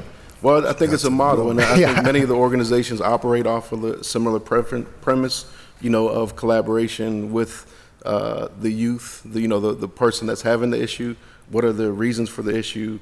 Who they do huddles every morning, where they walk and talk and build with teachers, with other caregivers in the space, parents as well, and the young people.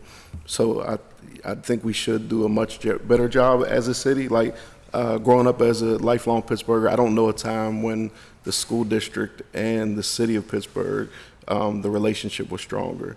And I just think that we need to continue to build on ways that we can be champions for the stories that need to be told, as well as honest around where gaps and leaks are in our process. And so Councilman Gross brought up a point around, Kimberly Crenshaw's work with intersectionality. So she talked about, a race-based issue or a gender, another issue around sexual orientation, right? Because our youth are not, it's not a blanket thing. So based upon what is my trigger, what is my identity, where am I firm in my identity, where am I struggling in my identity, and then how does inequity happen when there's multiple marginalization points based upon gender, ethnicity, race, so on and so forth.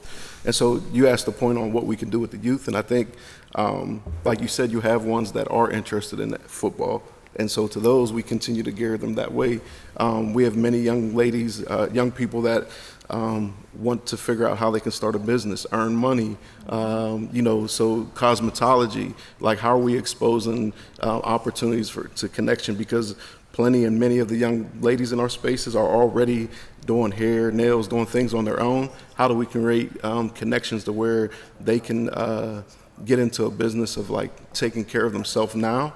And then how can they connect that to other career opportunities? So I think what we, as a collective, bringing youth representation and planning along, letting them tell us what they love about what we're talking about, where we're all the way off with, what other opportunities for exposure they would be looking for.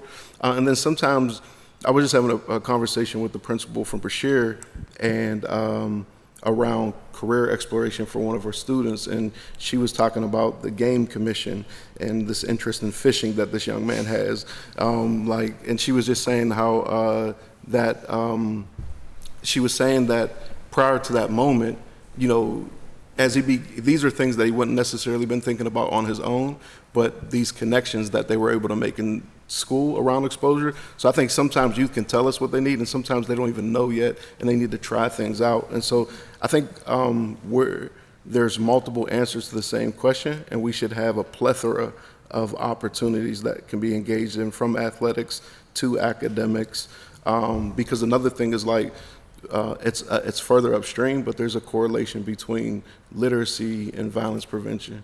And so how do we, celebrate scholar identity amongst young people, and the pressure to hide effort? Like we did some research in the district where we looked at between 3rd and 5th grade boys, black and brown boys specifically, but they were hiding effort in the classroom, not because they didn't know the answers, but it wasn't cool to display it in space.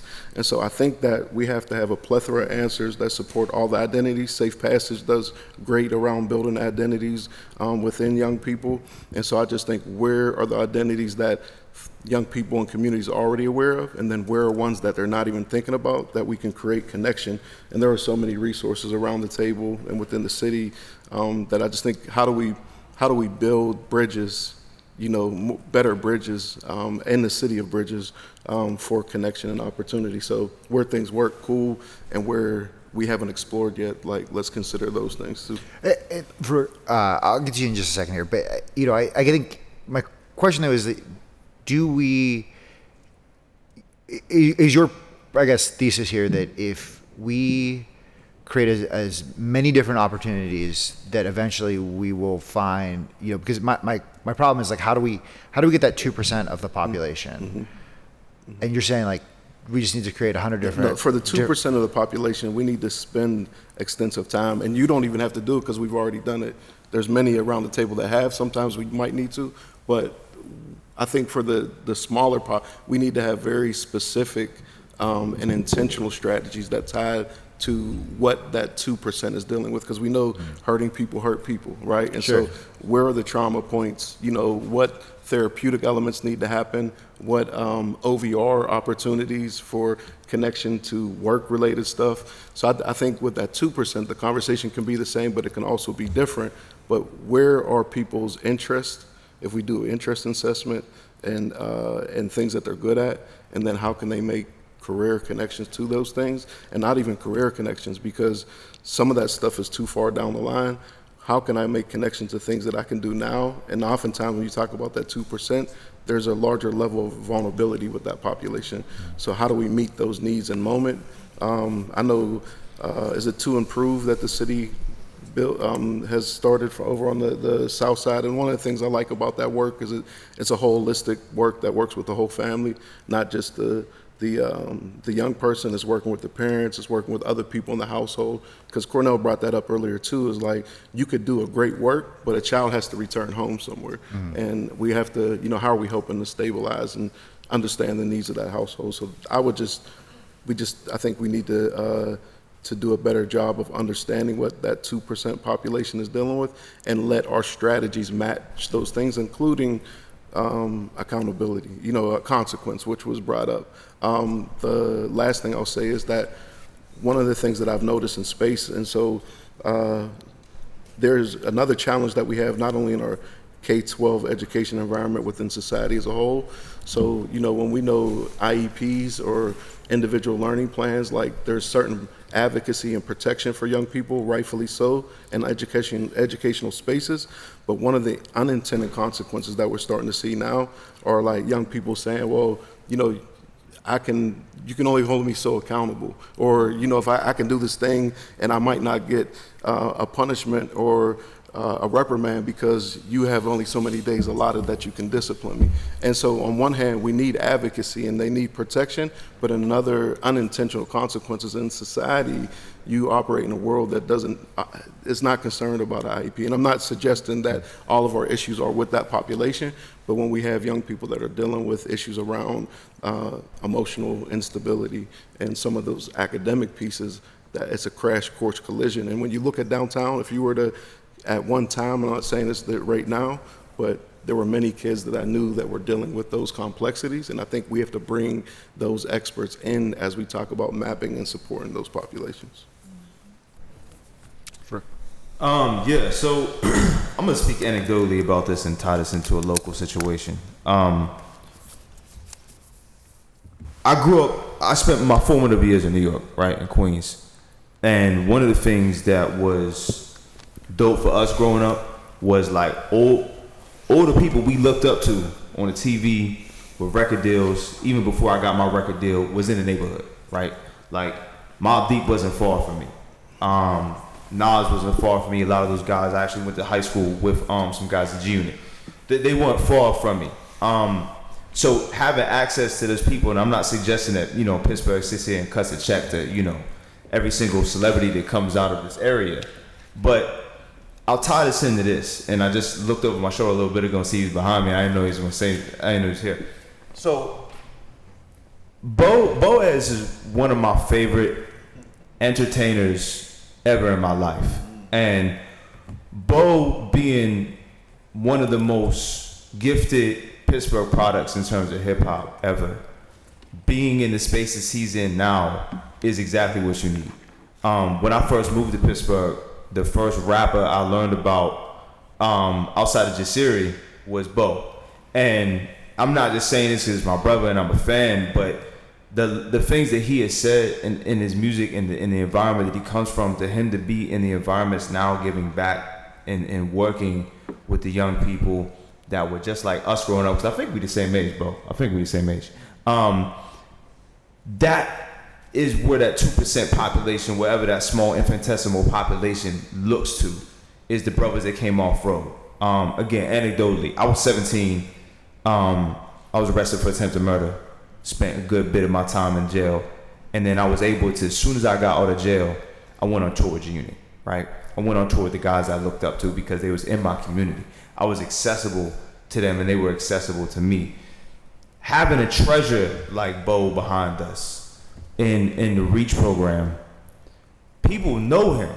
People know he's an OG now. He made it out. Like, you know, people can sit here and they say, how did you do this? How did you get to have wing night at your restaurant and all them other things? Yeah, I still got to pull up. But how can you still have proximity to our community, but we see you with celebrities on TV and all these other things? That's an invaluable resource. And I think, like, you know, we've engaged DeMar Hamlin, we've engaged a lot of these other, like, you know, high-level A-list people who are in the city that come back all the time. You know, how many people were just here for the draft that are actually from Pittsburgh that weren't tapped to do outreach work? I think, like, that's a massive drop. That's a fumble right there. Like, that you have all these professional athletes, all these entertainers, all these people here, these, you know, the laundry list of CMU graduates, the Point Park graduates. You know, everybody loves to go on TV and say, I'm from Pittsburgh, right? Who has a direct line to these people to say, hey, come through and talk to, or just appear with some of these young people? And that I mean, it worked for me, you know, and I'm exactly who we talking about here. You know what I mean? I'm exactly who we talk about. My first time I got arrested was 11. So when you was talking about these youngers downtown, that was me. You know what I mean? So I think really and truly, like, it's just like this 2% population, we all tend to look at them as like these sociopaths, right? It's not that. Like, you know, it's really and truly not that. It's just that they don't really feel like they're connected to anybody that's older than them that gives a damn. You know what I mean? Like, that really cares about their investment. And this isn't a critique of anybody. I'm just saying, like, you know, like, my biggest problem every time that I had an issue as a young person wasn't with people my age. It really wasn't. It was with people substantially older than me. And then conversely, the people that made me want to do better were people older than me. You know, they taught me, because you think about it, that 2% of that small group, right? They're the most influential ones of their friends. You know what I mean? Like, for better or for worse, I learned that violence made me popular. So I got really good at it. I got good at surviving violence. I got good at enacting violence. It landed me in a couple whack situations, but then, you know, it also put me where I am today, learning how to deal with it and respond to it. So I you know, succinctly, you know, I'm tying this back that if we had investment programs or just investment strategies, I'm not talking that everybody has to be, you know, go holler at Wiz or go holler at Fed, right? Or holler at Jeff Goldblum, right? We know that's a stretch. You got Bo right there. Bo does great work. You have so many of these other brothers and people just in the community that are legends in their neighborhood, in their areas, that are untapped for one reason or another. I think those, if you have conversations with those people that belong to your district or wherever they are, levy those, because those are the ones that pay off in dividends. You know what I mean? At least in my experience, again, this is all anecdotal. You know what I mean? Take what you want from it, but it worked for me. You know, when I would go uptown and Busta Rhymes would be out $20, $50 for school clothes, right? We go outside and we would see Cam, you know, hitting a wheelie down 125th Street, and he'd be like, yo, shorty, stay in school. You know what I mean? Like, just something like that, like just that impactful. You know what I'm saying? Seeing, like, Queen's Day, when we would have, like, you know, whether it be a Baisley Park or anything like that, 50, LL Cool J, a lot of these guys would come out and they'd be like, yo, like, yeah, I know I'm rapping about X, Y, and Z, and I'm saying all these different things, but yo, listen to your teachers, right? Just something like, even though it sounds cliche, that's gonna be way more impactful than. And again, I was an educator. I went from the music industry to education, right? Your average student really don't care about what they teacher say. But if someone like Off the Roads or someone that's like super impactful, they give you the same message. Unfortunately, it hit different. That's just the reality of it. So, I mean, again, anecdotally, that's how we approach it. I can't say everybody has the same privilege and resources that we do, but there's a lot of Pittsburgh legends outside of the hip hop scene in Pittsburgh that would love to be able to do this work, just given the opportunity.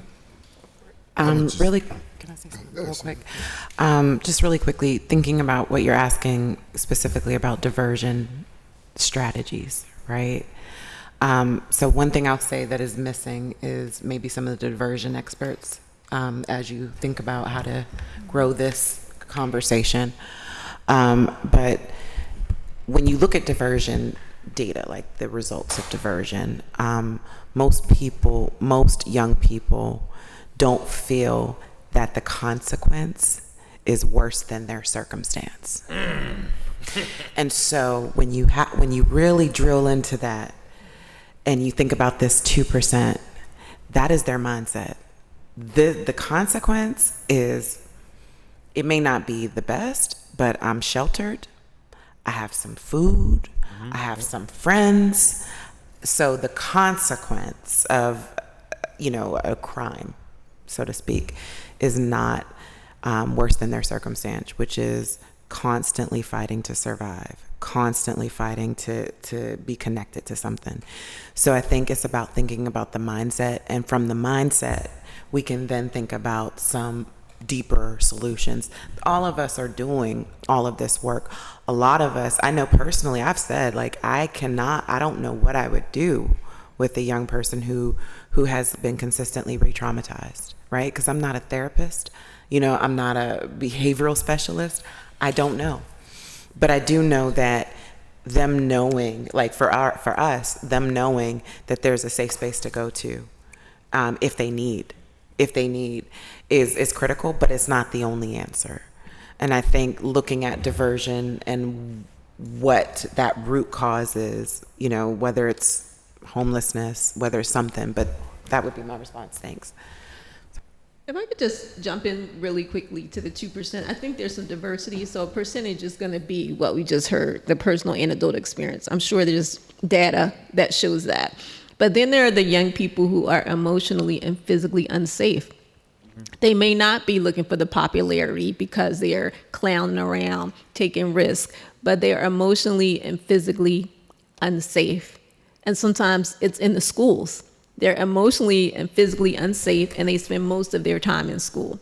And then they may also be emotionally and physically unsafe at home.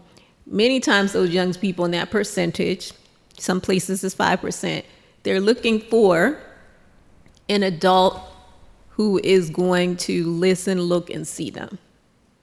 Not just as a problem, not just as a nuisance, but that takes a level of patience, maturity, and stay around. I'm in schools right now, and I just got cussed out last week, but I came back on Monday, right? I was just there yesterday, right? So this idea that, they're waiting to see, and sometimes they need something right away. They need the relief, they need the food, they need the shelter, they need the whatever, and that's the space where they are. So I think we don't want to lose sight of, I hear diversion, absolutely. We don't want to lose sight of people being trained to work with those young people, because working with children with multi-level trauma is traumatic. It's traumatic. You got to be able to deal with that. But I think we also have to level up and understand and appreciate that there may not be food at home, there may not be lights at home, the parent may be working. As I said earlier, there's some parents, they can't take off. They can't take off and come and listen to this because they're going to get dock pay, or they may not keep that little job or job that they have. It could be a big job. But my point is that, yes, there are some young people, but we've got to find out who that 2% is. Right, so when they were having a lot of suicide when I was at Virginia, in Loudoun County. They were having lots of suicides among adolescents. That's a high per capita, that's Northern Virginia. But they were having all kinds of suicides. So they did do a needs assessment. Well, they attempted to, and figure out, what do the kids want, what do the kids need, and what are the programs. So I think the additional thing to consider is there a database or system, which, a lot of counties and government don't necessarily have, that helps you to see all of these organizations and where you could make those connections, right? That means paying for someone to do that work, that data analysis, to say, okay, yes, we do have these school-based, we do have these community-based, we do have mom and pop, we do have larger organizations, so that as you're identifying that 2% or that 10 or 15%, you can see who's gonna partner with the commander, who's gonna partner with the outreach team, because oftentimes there's siloed databases that are there and possibly can meet the need, but they're not talking to each other unless they're at the table together, right? So you have these folks who are at the table together. So I think it's one, finding out what those young people need, and it may not be the traditional survey that's nice and clean. It might be right there in the street and getting cussed out before you get to the root of it. And that's real. I mean, that's very real. So you just have to be prepared and have those people who are willing to say, we got to find out what that 2% needs, and we also need to make sure we're attending to the social and emotional health of those young people, as well as the adults who are serving them, because they're going to need support too. I just wanted to add that. Thank you. I'll be brief. I just think that for that 2%, we don't think about how capitalism has affected the 2%. We don't talk about that a lot, and it is a capitalistic mind state that these young people have that tells them that they need to be rich at 22. They need to, like, the struggling college student mentality of, I don't have any money, I got to send home for noodles. Now take that away from college and put that on the streets to after you graduate from high school at 18, and you didn't take school enough serious yourself, and there's really no pressure on you to do anything after that. You're stuck in this little limbo phase of, what do I do next? And what every young person I talk to, the first thing they say is, I want some money. How can I get some money? What can I do to get some money?